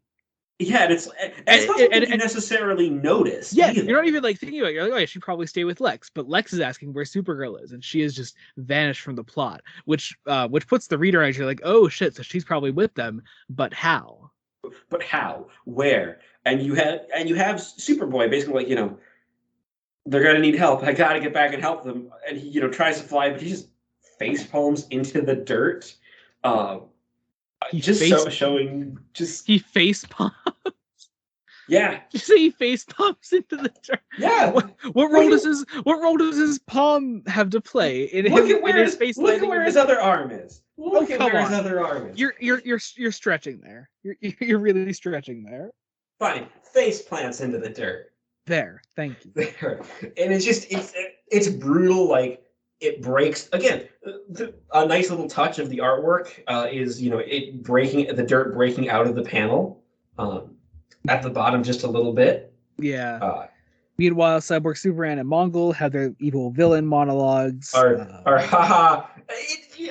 Be fair, they're good villain monologues. Whenever Stern lets them monologue, it's fun. Yeah, yeah, but man, can it go on? It just goes on a lot. Yeah. And it does some recap for those coming in late that this is Hank Henshaw, now a cyborg. Having mastered his cybernetic transformations. Meanwhile, back at the Fortress of Solitude. Yes, because okay, I get why. And it's just to show that like Eradicator is healing here, which is an interesting thing. It's like, oh, he's not completely gone. I also love the way where it's like almost a full splash page with just those like 3 panels at the top. The way the Eradicator is drawn is really good. Again, whenever Stern uses less dialogue, it's great. He ends up, breaking out, not fully healed. He now looks like an old man. Old man Eradicator. I know when I sleep and heal, I come up looking like an old man. I don't. Oh shit, that's just me. Well, you and Eradicator apparently. All right. Well, that's fun. Anyway, Meanwhile, Supergirl shows up. She's here with Superman and Steel. She's been with them pretty much the entire time. Which is it's an interesting thing because she can become invisible. Yep, and so she's been with. So only Superman let her on this. Let her on this plan. It's like Steel didn't know she was here. It was just the two of them working together this whole time. And the idea being this is the thing that like convinces Steel that like, oh yeah, this is the real Superman finally. I really love that moment. It's a good moment. It's also a great plan of like, hey, if Supergirl comes in and they don't detect her, we have a woman on the inside. Yeah. So we go in. We keep going further into Engine City. Cyborg does not meet with them yet. No, not yet. But he is scanning though. Like he knows like where they are in Engine City. Where there, and it's interesting. He can't seem to scan Supergirl now. Is that because she's the sort of the protoplasm thingy? I would, yeah. If there was like a way around that, I would say that's probably it. Like something to do with like the protoplasm that she's made of. Yeah, because obviously she's not actually a Kryptonian. She's a thing. It's what she's called Matrix, technically. Yeah. Yep. Yeah. But that's pretty much where we finish off the issue. We learned that what is it? Engine City is fueled by a giant chunk of kryptonite. You know what? I'm genuinely surprised it took this long for kryptonite to show up. Yeah, and all these issues so far. The only time it was mentioned before was just what it did to Lex the First. Yeah, which I mean that's just backstory. Yeah, like I find it interesting because the joke is kryptonite is just like it's like how much of kryptonite just happens to be floating around in the universe that it always seems to show up. But no, it hasn't shown up for 3.5 volumes. Yeah. 3.5 occasionally very long volumes. Very long volumes. We currently have 200 pages left. 50 of those pages are now the final Bloodlines issue that we are covering for this. I'm so excited. Superman, Bloodlines Earth Plague, Sparks Will Fly. Sparks with an X. Because 90s. Oh my god. All right. Here we go. Okay. I actually like the way this one is integrated. There's, we start with some narration. From Loose Cannon. Loose Cannon, the best character. So you aided the Kryptonian Superman battle. So you aided the Kryptonian Superman, but that's a grammar mistake. Wait, where are you looking at? Oh, okay. Wait. The first page, the Kryptonian Superman battled the parasites. That doesn't read. I think it's meant to be like, so you aided the Kryptonian Superman to battle the parasites. Yeah, that's weird. That's weird. There's no commas, Mr. Cannon, but you can call me Loose. Joey, you can call him Loose. It's perfect. I love it. Short oh my for god, Lucy. I love it. Yeah. We love it. So we're at Star Labs, and we get some backstory on the parasites. Mind you, this is like of this story arc. This is issue 16. Yeah. Like, this is the first time I think and interestingly, the first Bloodlines Annual isn't issue 1. It's issue 2. Now, this is like the first Bloodlines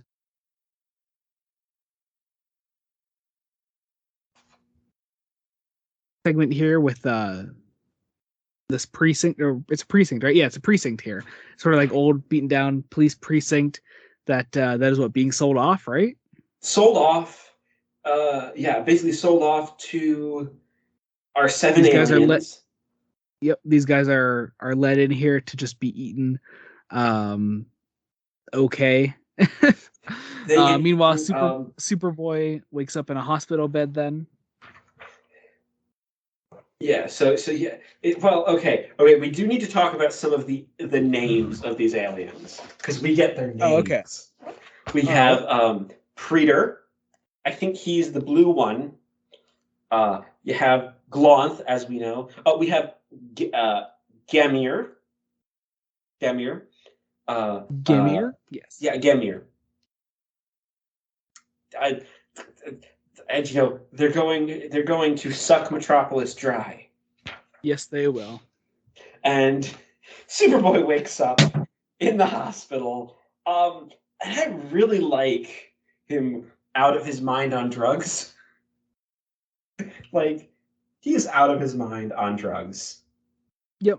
And all he sees when he wakes up is a woman, which is just a bad sign for Superboy at this point. Yeah. Well, it's also really interesting because he has an interesting fear of needles.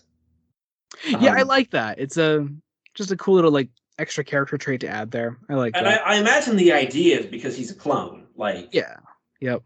He was probably poked and prodded by the Cadmus people who made him. Yeah. Meanwhile, Maggie Sawyer goes to visit him. Outside the room is Rex Leach and his daughter. And his daughter. His Roxy. lovely but his lovely but talented daughter Roxy. Lovely but talented. But talented. And it's the idea that they somehow got past Dan Turpin. Yeah, right.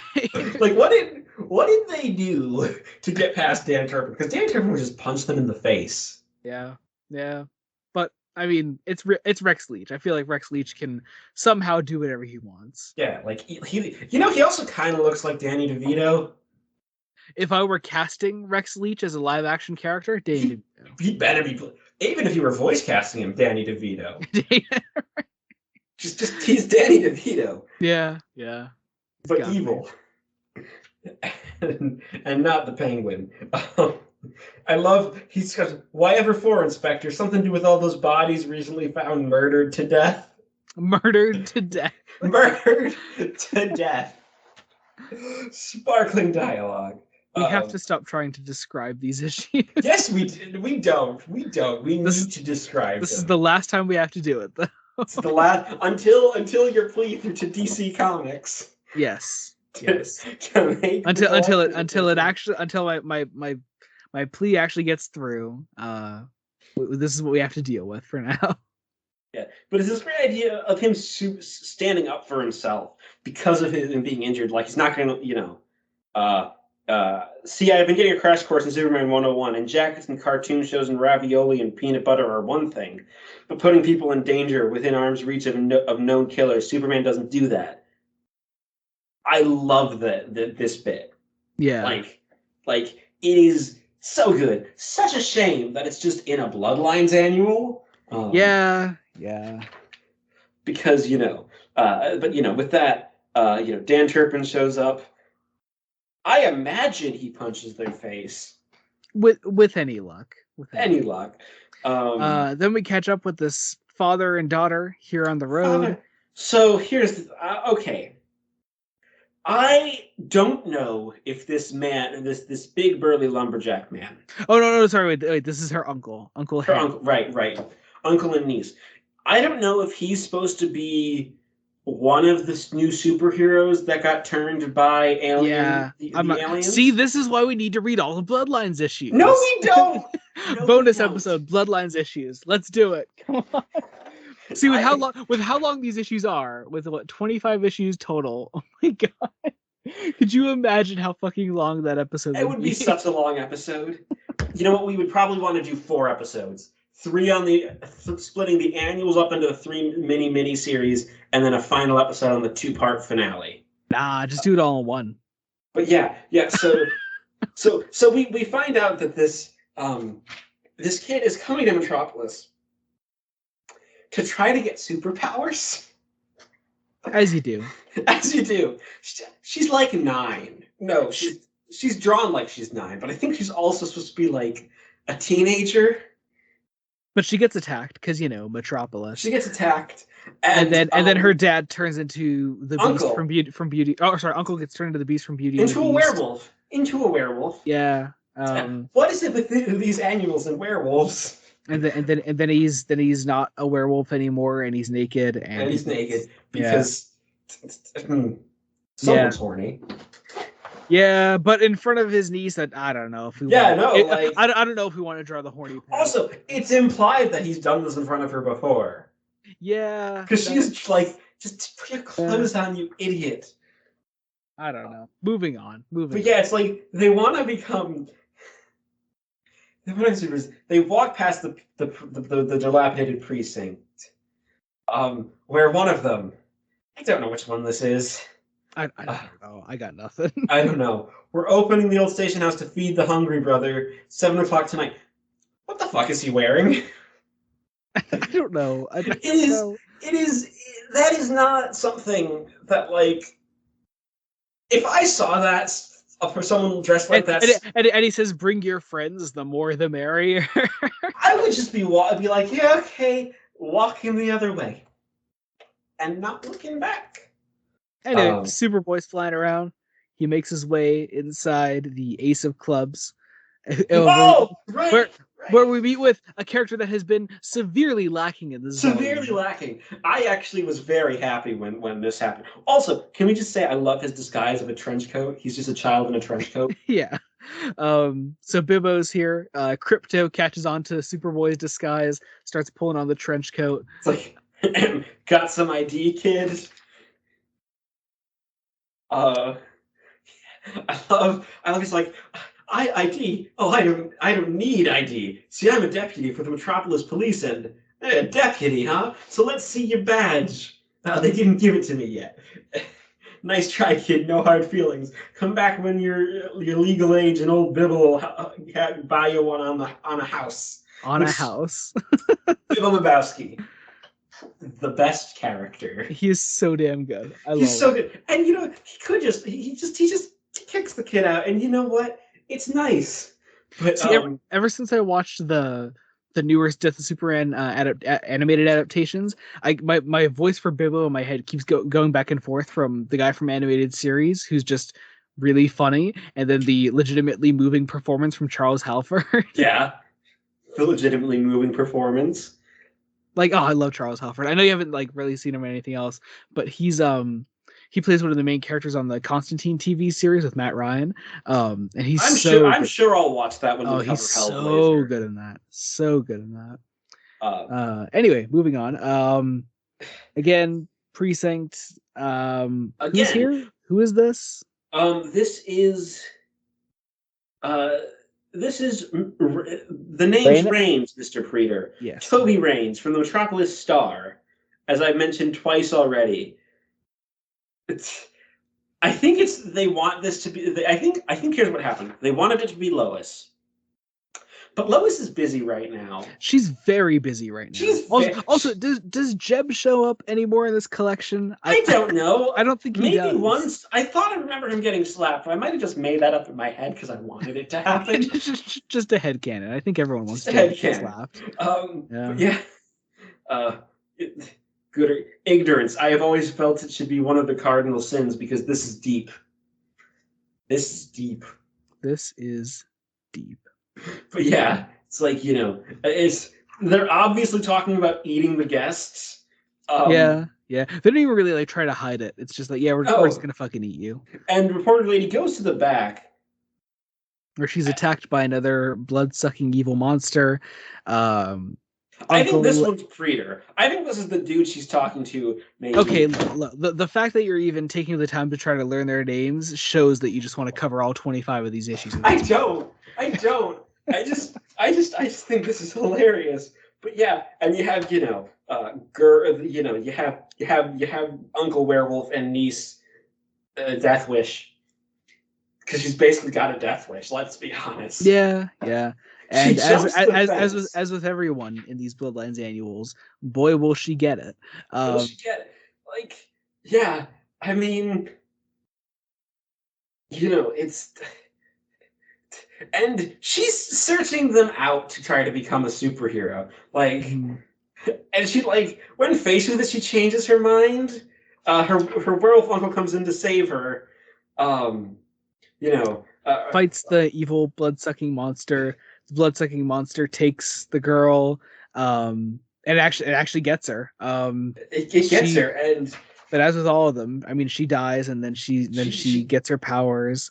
As Superboy shows up, her uncle, you know, back to human and naked. They eat the full. They go num num num on all the precincts. Yep. Yeah, action, action, action.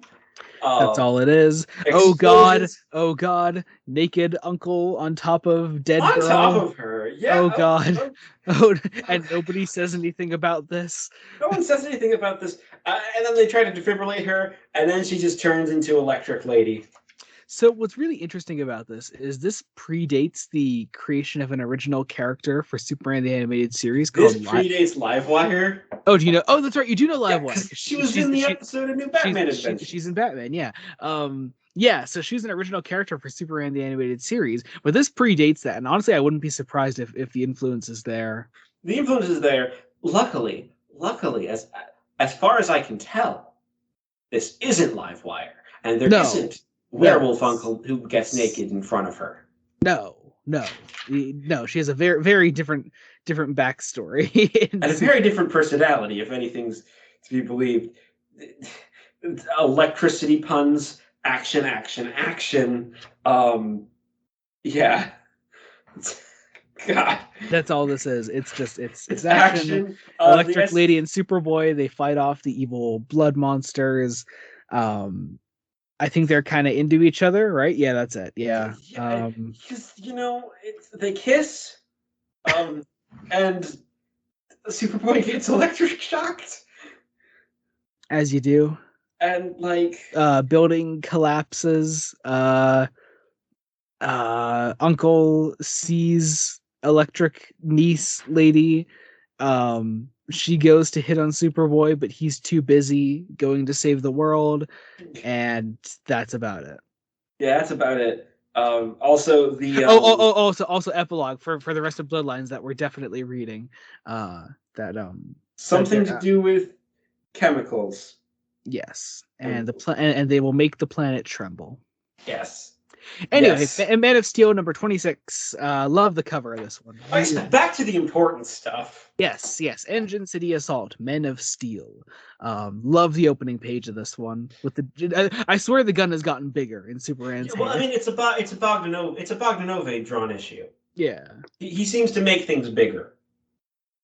I mean, he's the one who drew Superman 75.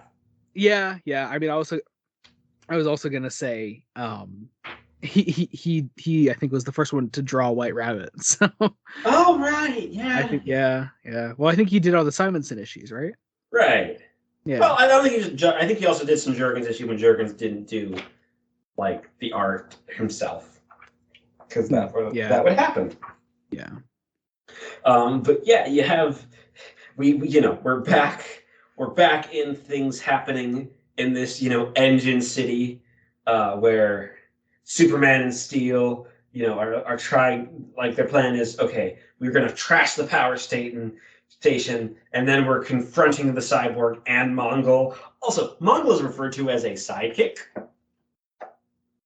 Yeah, I mean, he pretty much is at this point to Cyborg. He is, but I think that's kind of an interesting device, because Mongol would have been a Superman villain who at least had some threat to him. Yeah. To show that the Cyborg is a bigger threat. And they run right into Mongol, who welcomes them. Engine City is a giant rocket engine. So I think they're going to blast off and spin out into orbit when competing forces will shatter it into a million pieces. Yes. I like this. I like this bit where Steel takes off his mask then, and has this talk with Clark, about who he is. He's John Henry Irons, and he says what Superman means to him and all that. It's just great. It's a great. And Clark recognizes him. I imagine Clark recognizes everyone that he saved. Yeah, I would hope so at least. Yeah. And Mongol tries to pull a Bane. Yeah, he literally does the back thing. The back thing. It doesn't work, and we have Oh, right. Yeah, guess who shows up again? Jeb is here. That Jeb was here. is After here. a very nice scene of Lois calling the Kents, because if we remember, they don't know their son is still alive. Yeah. Like, they don't Um, know. It's like, I'm not giving up. I have to go there. I think Clark is really back this time. mhm. Uh, And as soon as she hey, what hangs is it, up, babe? Aren't you happy to see me? well, I love how before that she's like, Jeb Friedman's voice, oh Lord, I let him kiss me last night. And now Clark's back. It's like, hi, Jeb. You get this great drawing of Cyborg Superman then on the next page. Becoming more machine-like as he Yeah. interfaces. I Like, love that like little panel there on the bottom left of that page where like his eye is sort of bloodshot. his one working eye. Mhm. Um, and you have this, yeah, you have this great thing of Steel going, Going further into the city and like Cyborg Superman like sort of like takes over the machine parts of Engine City and attacks Steel through them. I love that. which is a terrifying image, but it's great. Oh yeah, so cool. Just a great fight scene between Steel and Cyborg. Just a great moment there. Then another scene between Jeb and Lois. Well, actually, before we get to that, I love how like you have Steel throw the machine parts off the catwalk and like it just rises up again right behind him. It's such a creepy thing. Oh yeah. And then it takes the Superman logo on itself. Uh, even though Steel, tries to beat it up. But yeah, but then Lois and Jeb at a diner. Lois just, like still just thinking like, right, I need to get to Coast City. I need to figure out what's going on over there. Mhm. And Lois like, and Jeb And is just then like, maybe it's just as well as you can't get there. A woman doesn't have any business putting her neck on the line like that. the funniest fucking panel ever happens. While elsewhere, a big drawing of Hal Jordan as Green Lantern flying through space happens, and in his thought bubbles, he says, "Home at last. Good thing the other Green Lanterns let me recharge my power ring. What's that? My God, that monstrous construct down there used to be Coast City." It's So the funniest thing. yeah, so Hal doesn't know that his entire city is destroyed, and it's just like, oh, oh, because yeah, like the next issue in the collection is not a Superman issue. Indeed, it isn't. We'll get to that. We will get to that. But you have Clark fighting Mongol, which is great action. I love the way it's drawn. I love the way it's choreographed. Mm-hmm. Eradicator comes in. He's outside of outside of Engine City, and he's looks younger now. He's I like think the regained idea some is of his that he's power. regenerating, but he Mm-hmm. also looks younger, but not young enough. He looks not quite middle aged. Yeah. Um, Steel is still fighting Cyborg down here.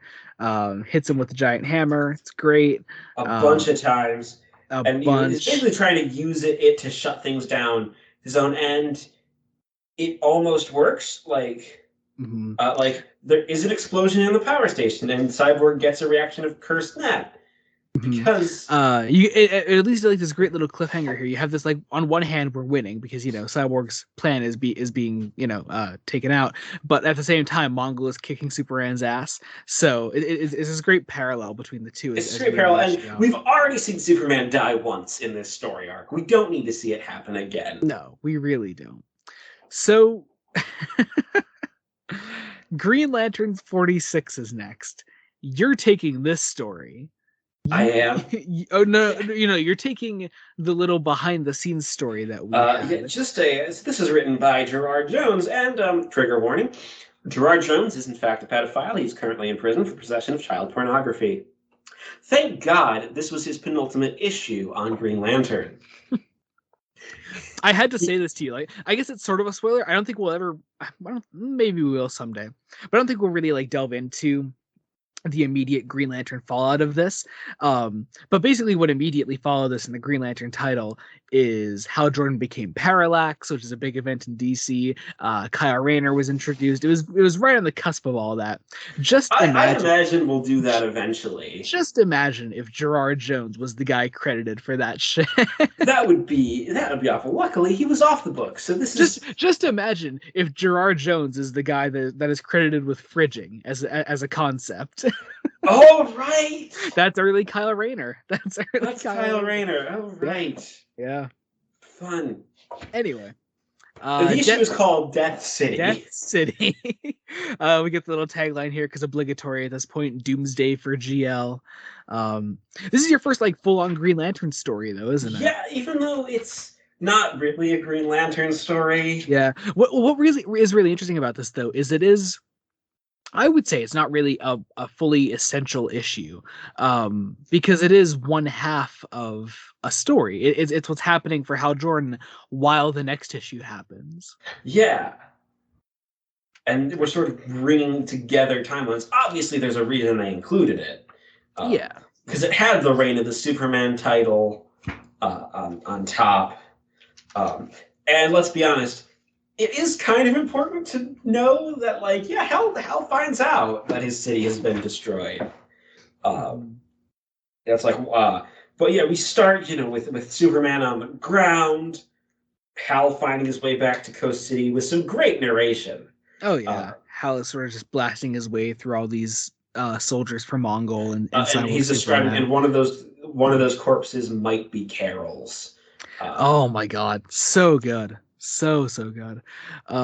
He finds Mongol, takes him away from Clark. This is where the sort of split happens. Like, this is what's happening while the next issue is happening. Because meanwhile, Carol is actually not dead, which is nice to know. She's talking to Dinah here. Do you know who Dinah is? I'm assuming you do. I'm guessing that's like Dinah Lance. Yeah, like Black Canary. Yep. Like Black Canary. Yep. I thought she was blonde. No. Well, nowadays she is. But usually it's a blonde wig. Oh. Yeah. I thought that was just an Arrow thing because they cast like a not blonde actress. Yeah, typically it's a blonde wig. Well, nowadays it isn't. Now she's usually blonde the whole time.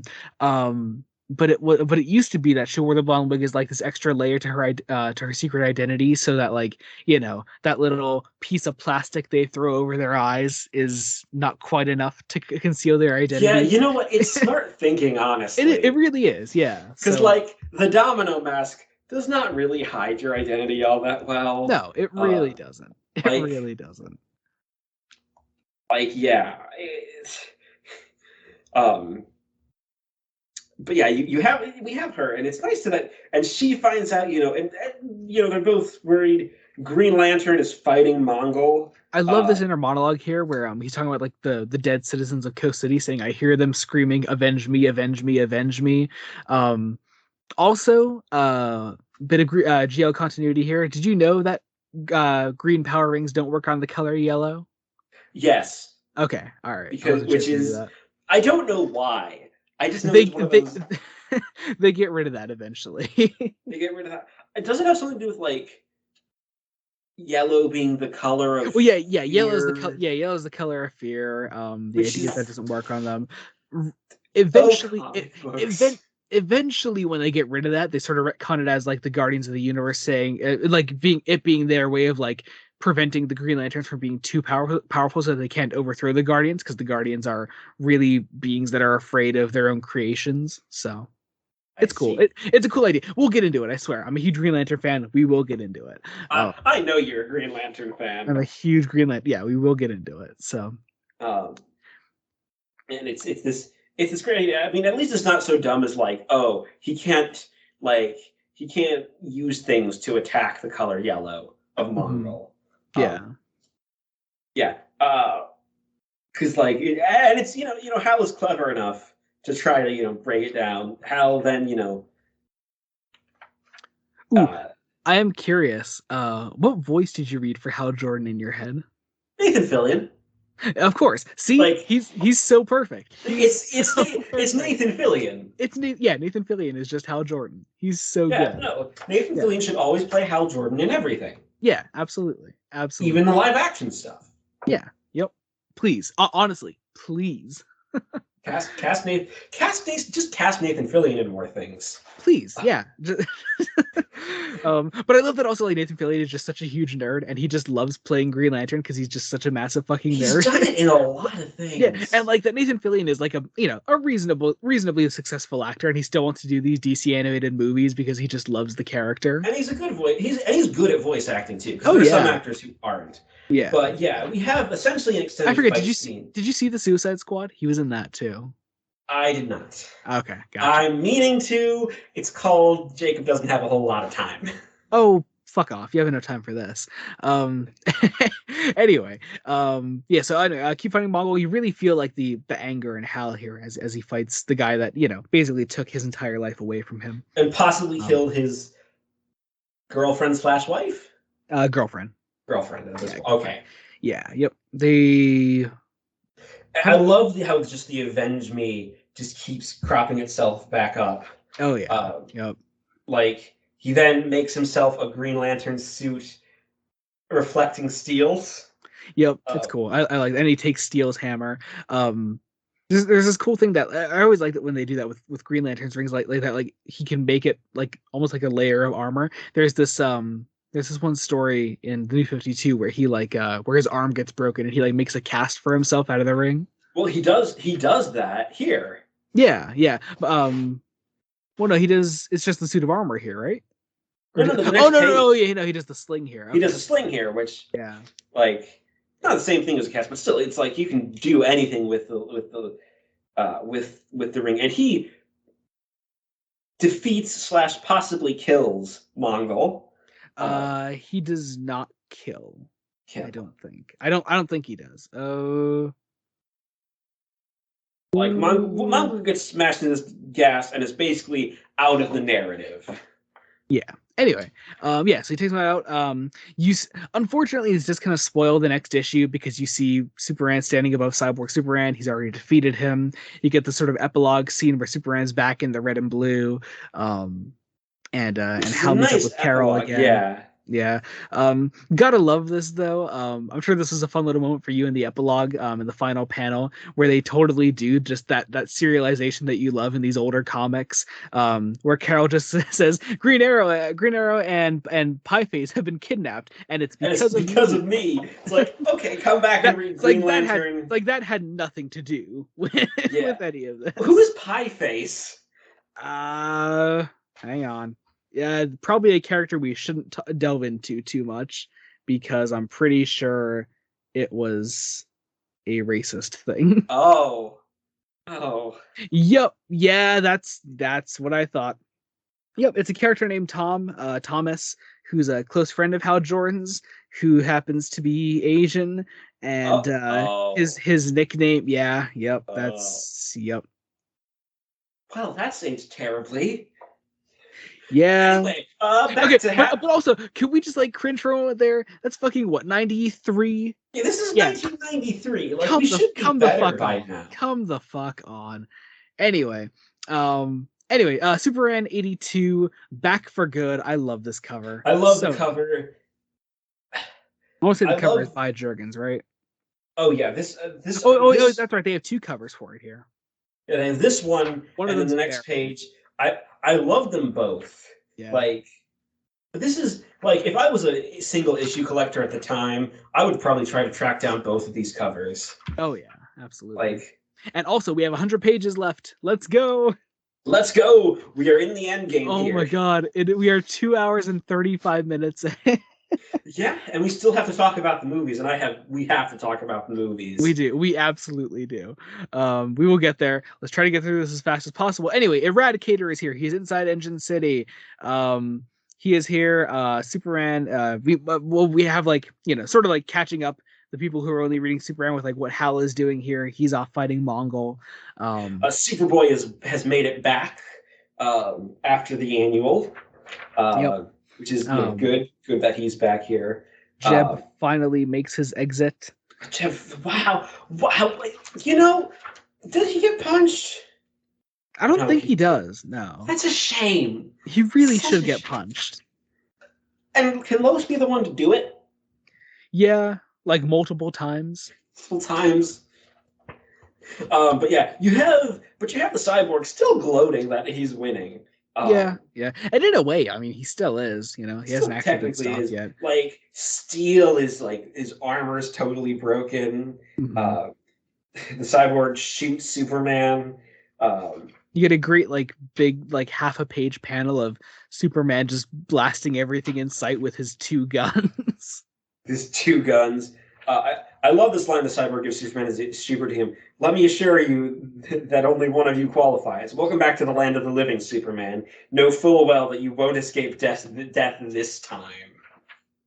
So good. He's such a great villain. I really He love him. really He's is. just the right amount of camp and, like, genuine threat. And Supergirl's also here, like, fully this time, Yeah. which is, a great a great And then this really weird thing happens where Cyborg Superman takes over the mechanical armor of Steel. and starts trying to, I think, suffocate and or eat him. I Yeah. can't quite tell I don't what know. it But anyways, is. Superboy comes in and stops that, right? Or no, he just lets him go. Yeah, He just ends up letting him. he He just has to lets him let him go. go. He's just establishing his Well, also, limits. no. Superboy then disperses his metallic constructs with a touch is one of his specialties. So Yes. he breaks Steel's suit, which is a fascinating use of that power. Yeah. Um then Superman meets up with the Eradicator. They have this nice little moment together where they actually like start fighting everything off, um and they like Superman like sees his motivations, and it's actually this nice little moment of camaraderie between the two of them that I really like. And it's this great idea that the Eradicator can still kind of grow, because Superman doesn't trust him initially. It's like, I know who you are, and I don't trust you any more than Henshaw. Mm-hmm.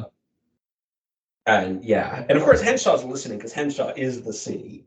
Yeah, yeah. Which is again a terrifying concept. Like this goes into like Lovecraft type shit, like Oh yeah, mechanical Lovecraft but shit, mechanical Lovecraft. which I love. You see why I like this issue, like this volume the most. Yeah, I get that. I get that. I mean, honestly, like I said, like Reign and Return are neck and neck, but Yeah. it depends. But yeah, like we get some discussions on how Superman was killed from the Eradicator. Yeah, and it's how the Eradicator was essentially there trying to help basically revive him. Yeah. Which is a great moment, and then we reveal the kryptonite. Uh, you know, when used in like, and it's like this kryptonite, it's enough to kill Superman, which honestly that makes sense because yeah, it looks like enough to kill Superman. like when I think of kryptonite, I think of like really small amounts, like a tiny little gem. Yeah. Not like this. No, Not this a is, giant fucking rock. yeah, that powers a city. Powers a city. And the others come thinking that it's the Green Lantern, thinking it's Hal Jordan. It's But no, not. it's fucking kryptonite. It's which helps with the scale of like, wow, this is giant. Eradicator and Superman blast the fuck out of Cyborg. Cyborg Superman has like his like lower jaw piece broken off, which is just a cool visual. Off. I love that visual. Cyborg Superman gets out this what like exhaust pipe of kryptonite gas beam. I don't know. It's I think the idea is that as it's being used to power the city, it's leaking off radiation. So he aims it at Superman, but he aims it at Superman. Eradicator jumps in the way, sacrificing himself.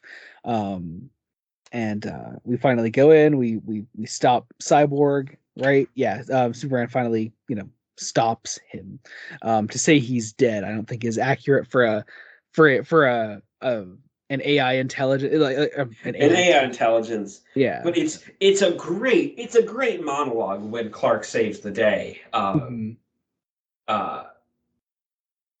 Explaining how he got his. It's like no matter how powerful you are, I'll always be better. You'll never beat me, Superman. Never. Wrong. If I vibrate my arm at an incredible rate, it won't. Somehow I'll survive. I have to. If so, I'll be watching for you, Henshaw. Don't ever forget that. So good. So good. And you get this feeling like, oh, it's over. Finally, after so fucking long. And it's over with this great splash page. Oh my god, look at that. Oh, he has the red and blue back on. Superboy has the whole that guy's Superman, the one and only. He flies off. And Superman has this great little like inner monologue at the end. This whole thing has been hard on everyone, and I have no idea what's coming next, but something tells me I'll be able to handle anything better than ever. And a lesser, and at this point, you could technically stop. Yeah, but I feel like these last couple issues, what is it, 3 left? It's 2 or it's 3 left. 3 left, yeah. And I feel like these last 3 issues are really important. They are the cherry on top of the ice cream sundae. Yeah, so Adventures of Superman 505, tag again.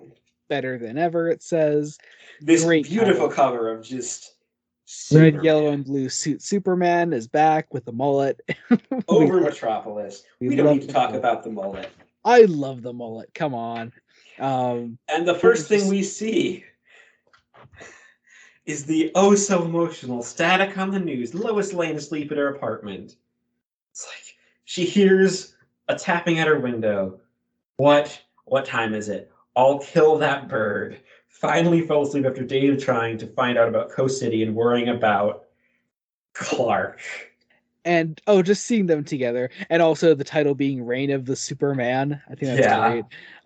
There isn't a doubt. There isn't a doubt in her mind. She's in his arms faster than a speeding bullet. Oh, it's lovely. Oh, I love it. So good. So good. So and, good. They're kissing. They're doing more than kissing. They're doing Chris Reeve Superman movie stuff in the air. It's great, but without memory erasing kisses at the end. Yeah. And it's this great it's this great catching up of Clark in the shower, Lois getting ready for work,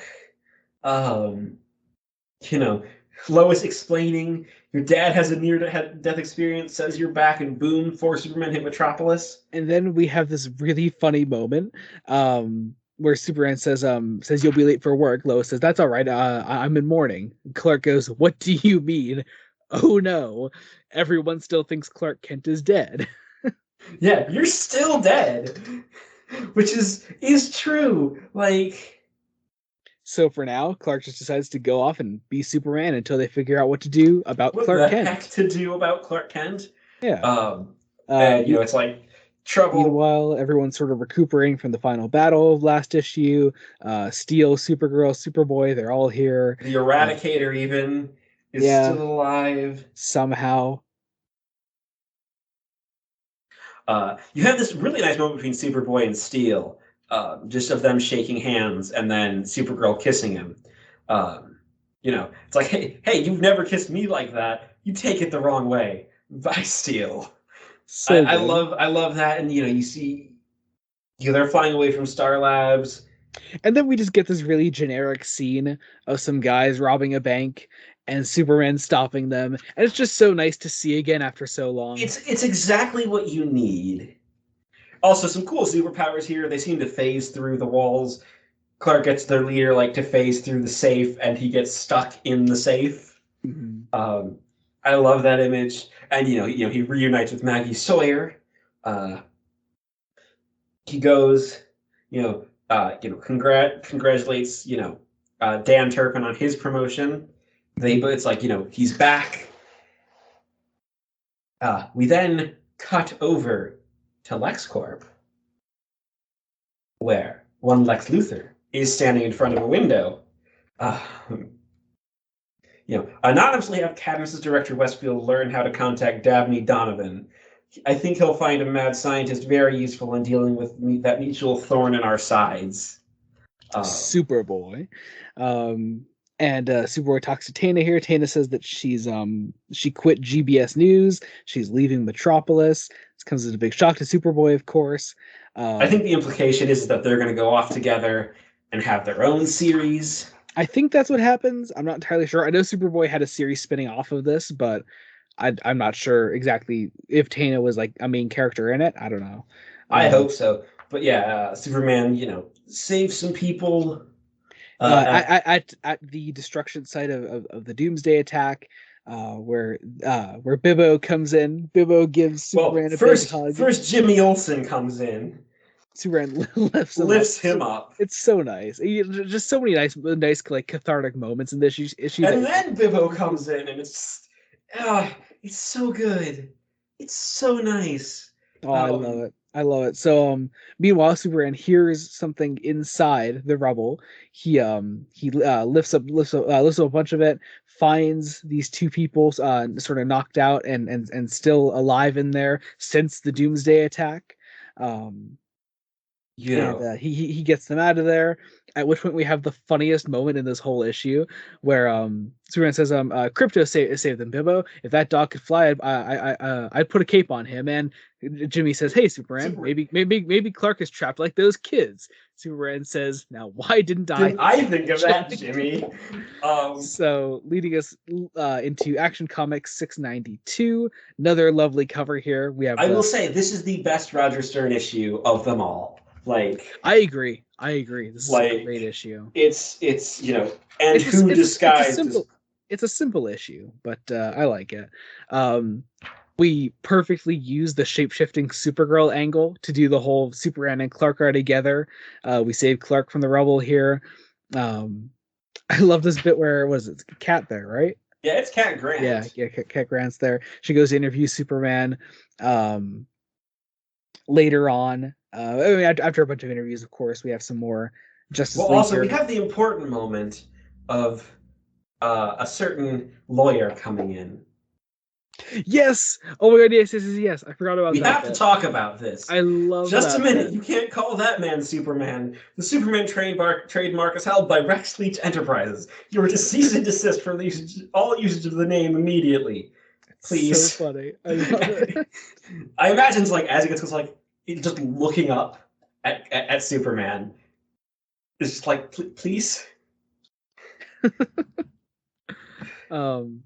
Meanwhile, we take Clark to the hospital, or Clark to the hospital. We get him checked out. He's fine. We We have have the one final cameo from Guy Gardner we do. saying he's picked the wrong Superman. Uh, So funny. Lex being happy that he'll have his chance. Yep. That great, and Lex being like, "I want to talk to you."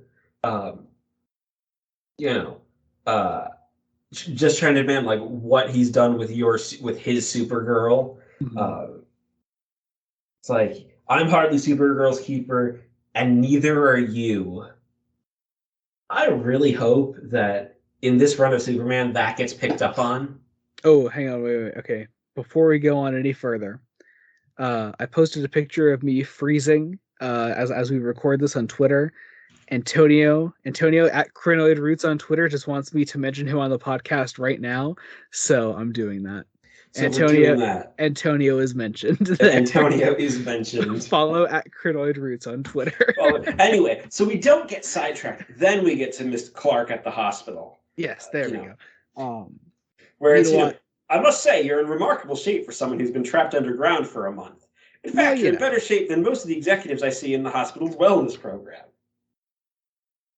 Um, that's the Eradicator there then, right? yeah, In the tube, so still around. I think they're just trying to revive him. Mhm. I love this little gag here then when Lois and Clark get home and it's Superman starts like yelling at Clark and we find out like Clark was like was Supergirl disguised. So I don't know, I think it's just like a really smart use of Supergirl's role in this whole thing. Um Supergirl flies away, leaving Clark and Lois alone. Look at them. Well, So like nice. the last things she says is interesting. By my absences, I know we can be possessive at times. I wish you weren't, but it's something we have to work out, and we will. But for now, I've got to run. Good care now, both of you. So it's great. Lois and Clark have one night, like they're gonna have one night in together. It's gonna be great, and then something happens. Uh, A So mysterious man shows up. Mysterious man just appears in this apartment. Named Dr. Occult. Dr. Occult. Which is such a great name. Great name. And he basically is like, this is what you want to have Roger Stern be doing, explaining how it was done. Mm-hmm. And it does a really good job of flashing back to the Doomsday fight. Mm-hmm. With just the right amount of like meaningful dialogue here, and some really nice art to accompany it. Yeah. That basically, basically making them both relive the death. And basically, just to show, like, my favorite line is, but it was necessary for you to understand just how close he came to final irreversible departure. Mm-hmm. Make no mistake, his spirit had fled his body. The energy stored within the body, preserved temporarily. Still sealed off in that tomb would eventually have perished, and then there couldn't have been no return. And it's basically, building in sort of the idea of the Eradicator. The idea that the dream that Jonathan Kent had genuinely did help bring Clark back. Yeah. Which is an interesting idea that it actually did help, but also it's still more a spiritual thing. It's a spiritual thing. And then also we established that if Superman were to die again, that would be it. That would be it. So that makes me wonder, what the hell the death of the Justice League is going to be? Yeah, well, to be fair, Superman has died a couple times since. So this isn't entirely true, but to have these stakes here and to establish it's a nice little touch to the end of it. Like, it's very much the idea of we don't want to kill Superman off again. Yeah, and to just have Dr. Occult come in and say, you don't realize just how lucky you are. Yeah. And he does them a favor, and he drops them off in a field. Mm-hmm. And now, also, what is really interesting, though, is this Superman that we see right here is the exact Clark Kent that is alive today in comics. Is it? It is. So because like... So what happened pretty much was the New 52 came around, they rebooted the universe. That Superman eventually died and was replaced by this Superman, the pre-52 Superman. Right, isn't Rebirth now like basically back to the original universe? Yeah, this is the one where this is the Superman that would eventually come to have John Kent. Yeah. Oh, that makes it even better. Yeah, it's nice, especially like these last couple pages here with like Lois and Clark just enjoying the day after all they've been through, just laying down in that field, going to see Ma and Pa Kent. It really makes you appreciate little moments like that, and just how great Lois and Clark's relationship is, and how it is sort of like a timeless comic relationship. Like, you can't split them up. Yeah, I mean, New 52 did, but I know about that. We don't talk about that. Well, we're gonna have to talk about that. We're not gonna talk about that. I'm gonna purposely make it so we have to talk about that. Okay. But we have then the final issue. Superman 83. Okay. First 3 pages. Give me your thoughts. Okay. Actually, before we get into this, Funeral for a Friend epilogue, I like that. It's very interesting, yeah. Touch there. Okay, so obviously, I know that Nightfall happened. Yes. So I was slightly disappointed that this tied into Nightfall. Well, it's not a bad tie-in. It's not a bad tie-in. It is a little sad that it is a little Clark sad. And Bruce reunite. Okay. Yeah, I was just gonna say, like, it is a little sad that we don't actually get to see Clark and Bruce reunite post. And it's interesting post-resurrection. That John Paul Valley, who is obviously Batman in this, is very much like it's just trying to get out of the situation. Like, oh no. No. I have things to do. I have crimes to solve and all that. Yes. It's like the entire Justice League is going to be there. It's like, it's not my area of expertise. I'm sure you can handle it. Yeah. Without me. Yeah.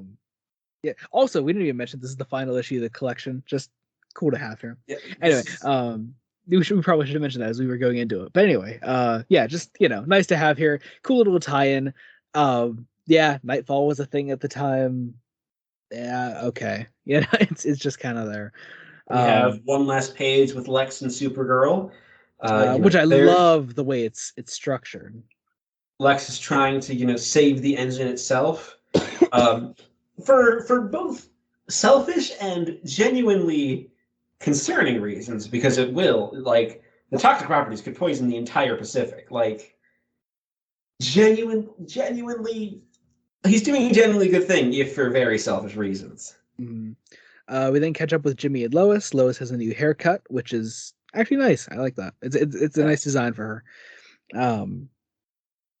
And I don't know. Just we find out Clark has been looking for a new apartment. And then we get to see, Superman after he takes care of the engine. This will have to decide where to live.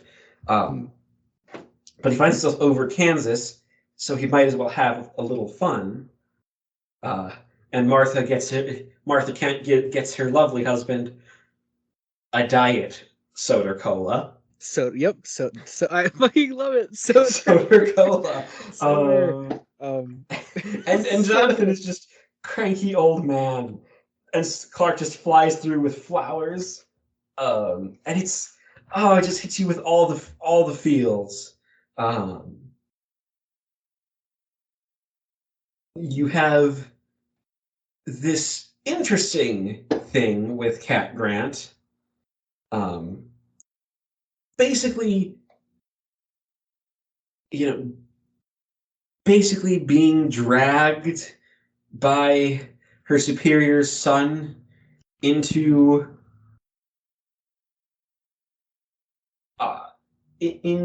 basically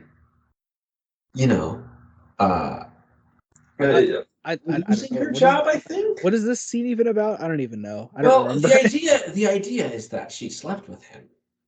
Yeah, because it was the thing that happened earlier on, if you remember, but it's not that important. We go to Engine City, and we have this great splash page of the Justice League. Let's see, any new characters here? Hawkman's there. Amazo's there. Do you know Amazo? No.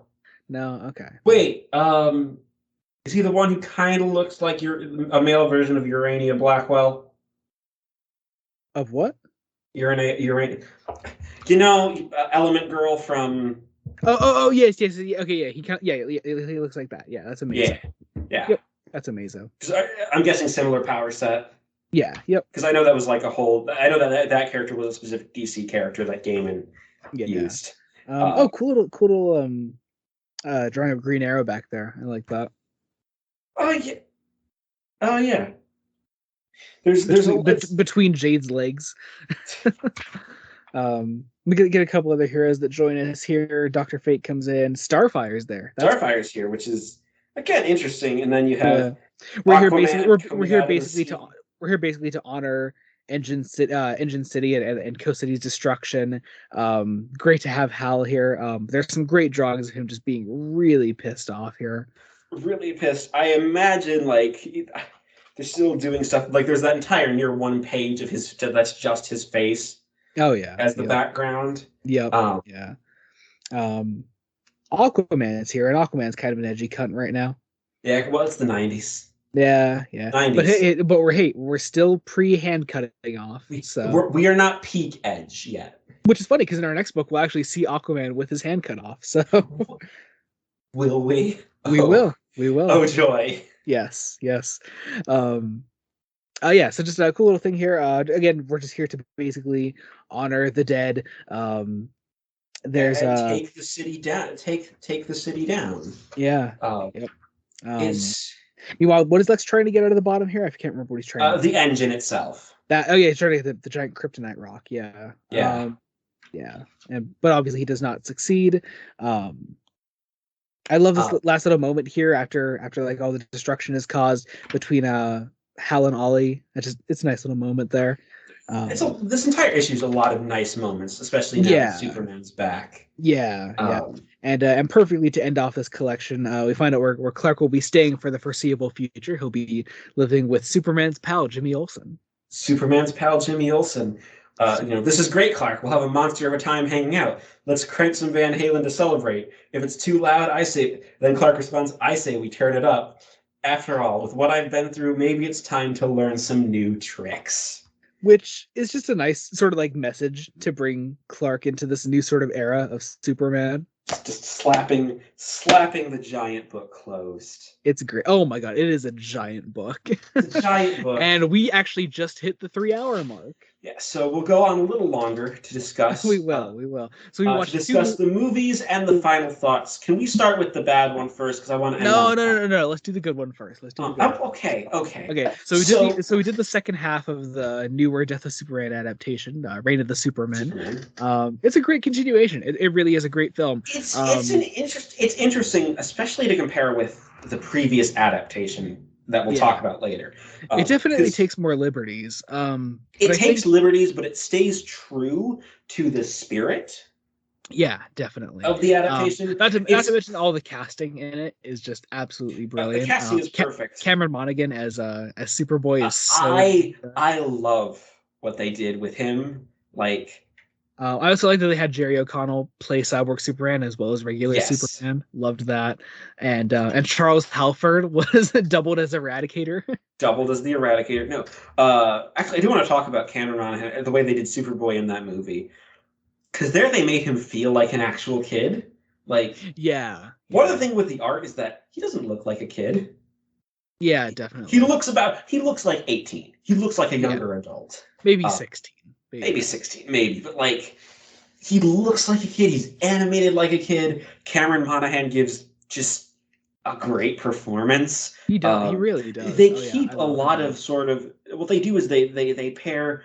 Obviously pairing him with Lex instead of with Lex Luthor instead of Rex Leach. They don't include that subplot, but they do the reveal that he's a clone of Superman with two dads. Yeah, they do that there, and also instead of Mongol, they make it Darkseid, just to have there be a bit more of a connection between the pre-established animated universe there. It's clearly this universe, and it's clearly they're setting up something like they don't and also it's Tony Todd as Darkseid, who is Tony Todd is a great actor. Have you ever seen Candyman? I have. Yes, I have actually. Oh my god, he's a good actor. Good. Yeah. He's actually done a lot of DC projects. Yeah. I think you watched the second season of Flash, right? He was the voice of Zoom on that. I don't know if I got that far. I know I watched the first season of Flash. I don't know if I got to season 2. He was the guy the all gray with the blue lightning. That sounds vaguely familiar. So there's a chance. But then also Tony Todd is going to be voicing Venom in the new Spider-Man game coming out. Oh.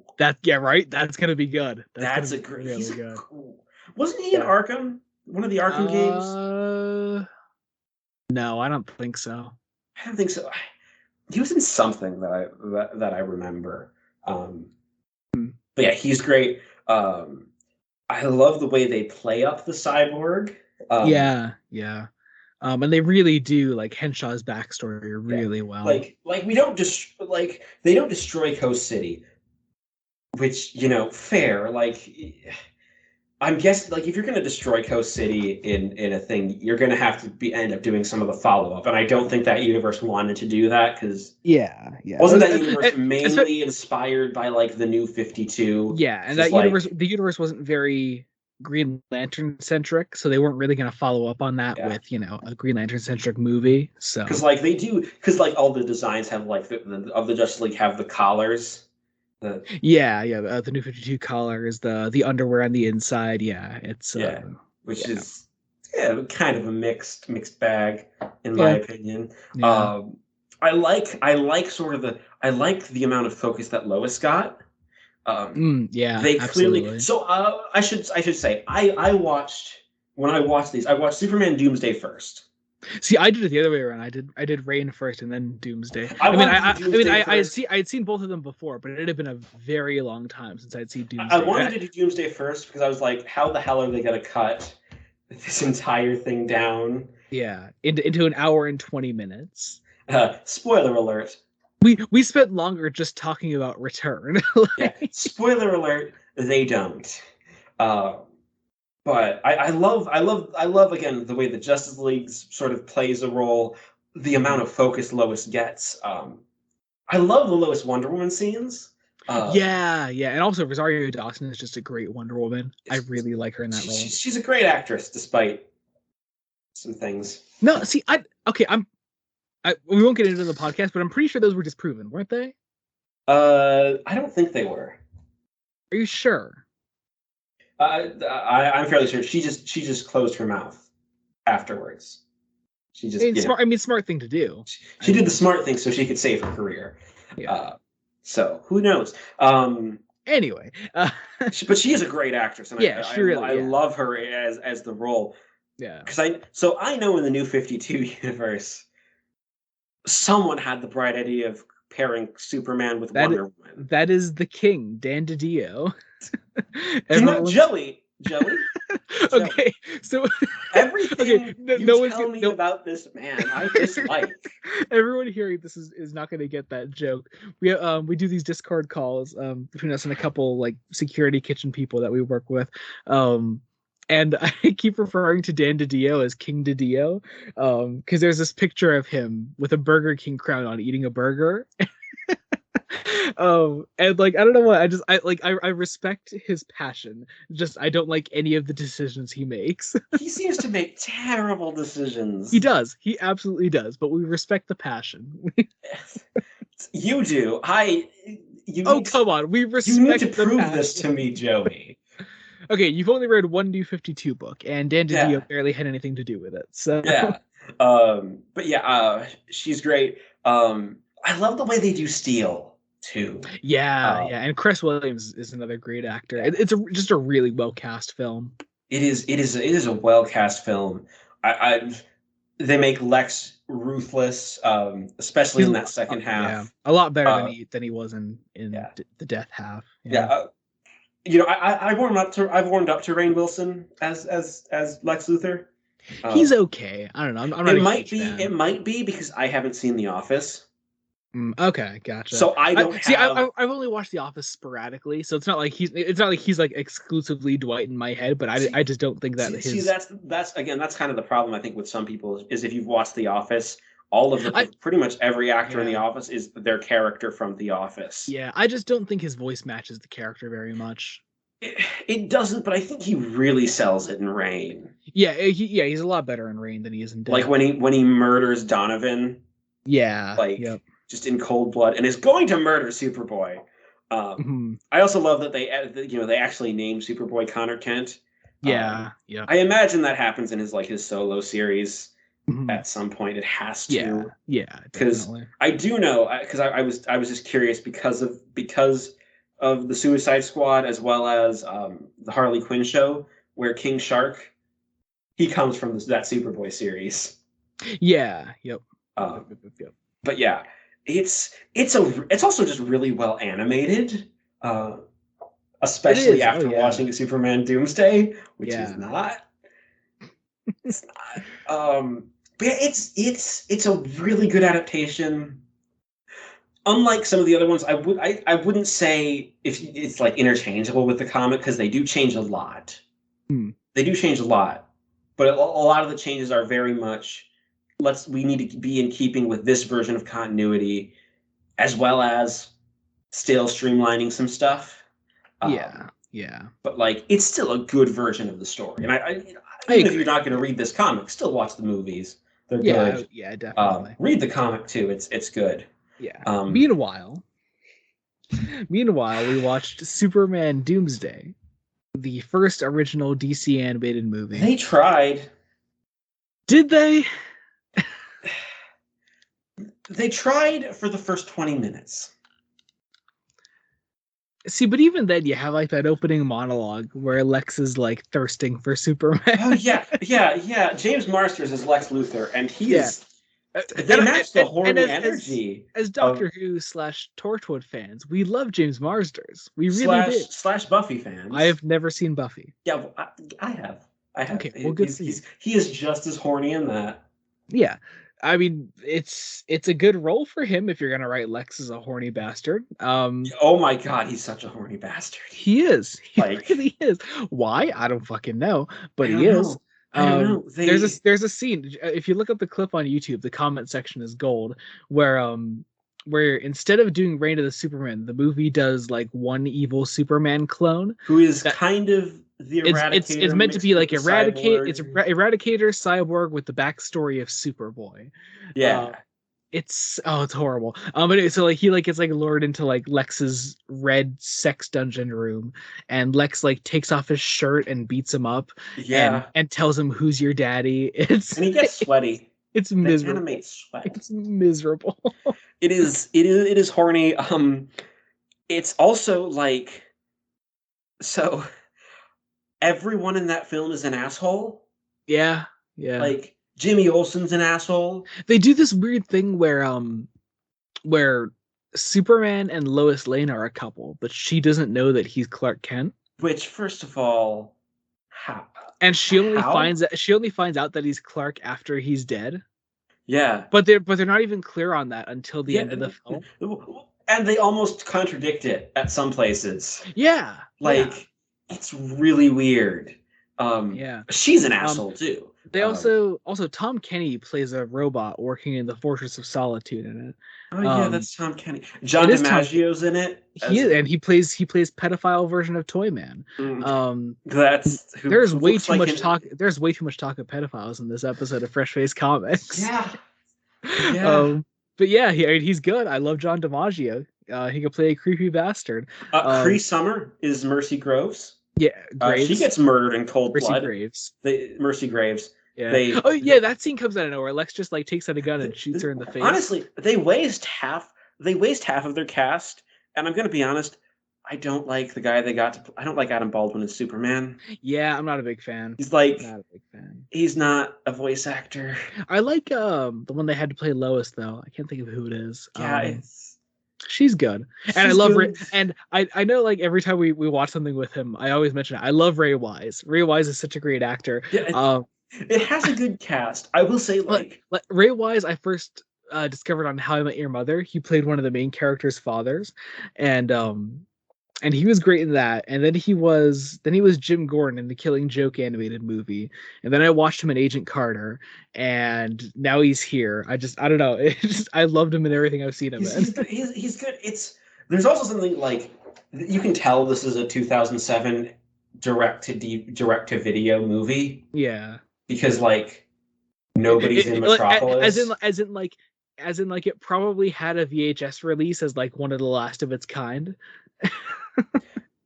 Possibly very not, like very possibly. But like also it apparently aired on Cartoon Network.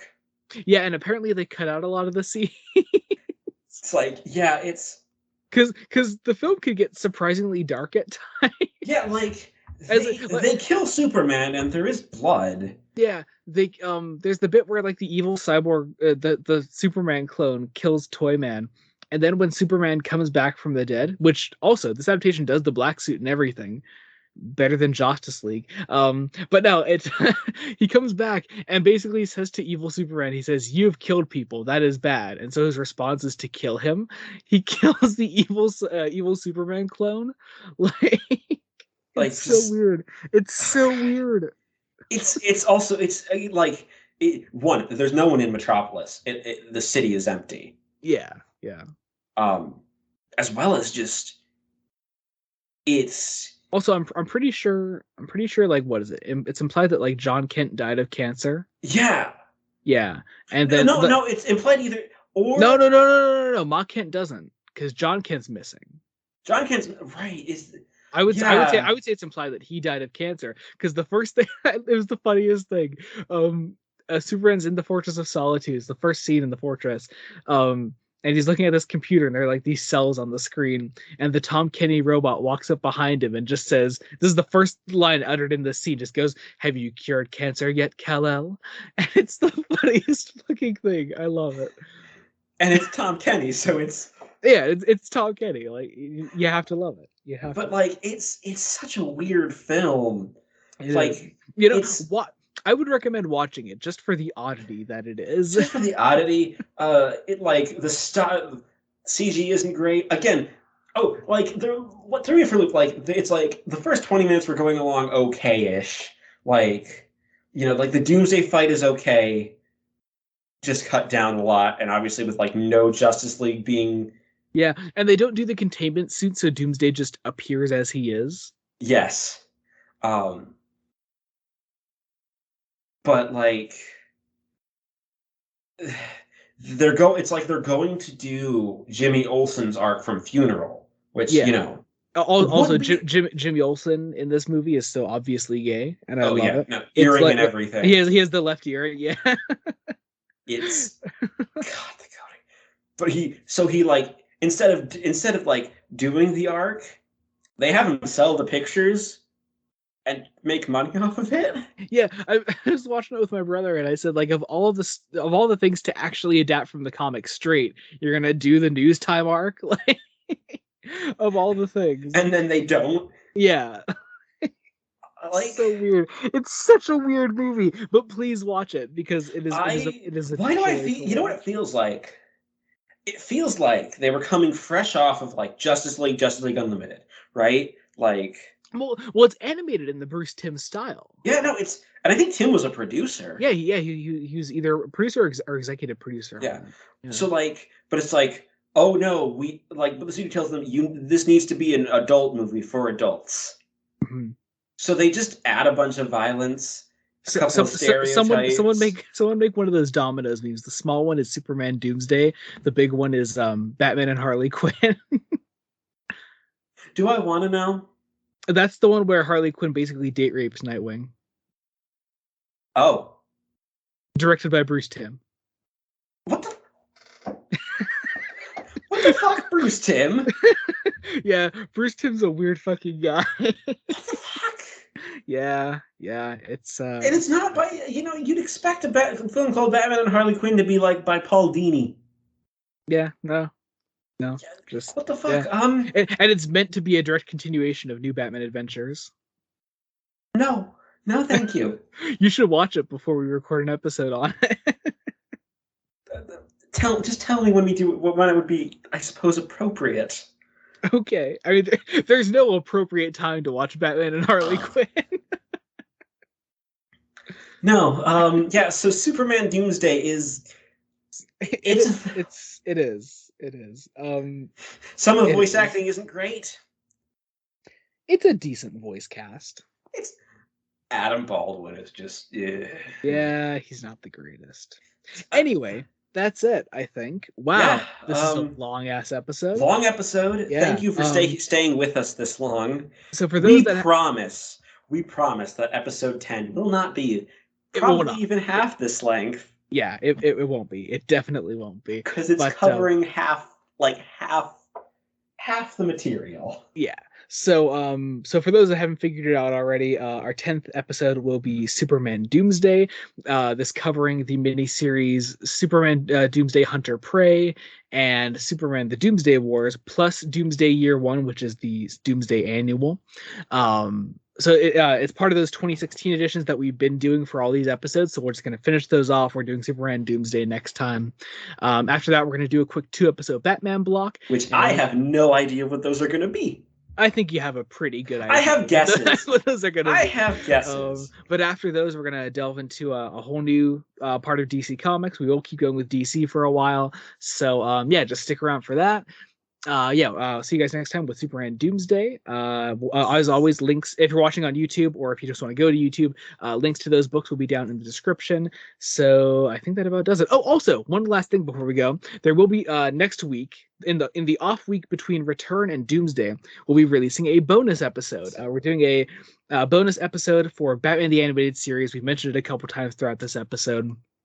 We'll be talking about Batman the Animated Series. We'll be covering it in all its facets, the voice cast of it, episodes, favorites and least favorites, things like that, the animation. We'll be talking about it all. So be sure to join us next time. It's going to be a really fun episode. The reason it'll be a bonus episode and not a regular episode is because regular episodes are reserved for actual comics that we read. This is for adapted comic book media. So like this will be from when we cover like shows, movies, video games, things like that. So this will be our first venture. It's things that I don't need to I don't need to be necessarily reading. So things that I've seen at different times. Yeah. So I mean, hell, you started watching Batman the Animated Series shortly before we started doing this podcast. Yes. So that's how long this episode has been in the making. So So thank you all so much for listening. Be sure to join us next time. Leave a rating and review, whatever you listen to us on. Thank you all so much. Until next time, this has been Joey Morgan and Jacob Licklider. Goodbye. Goodbye.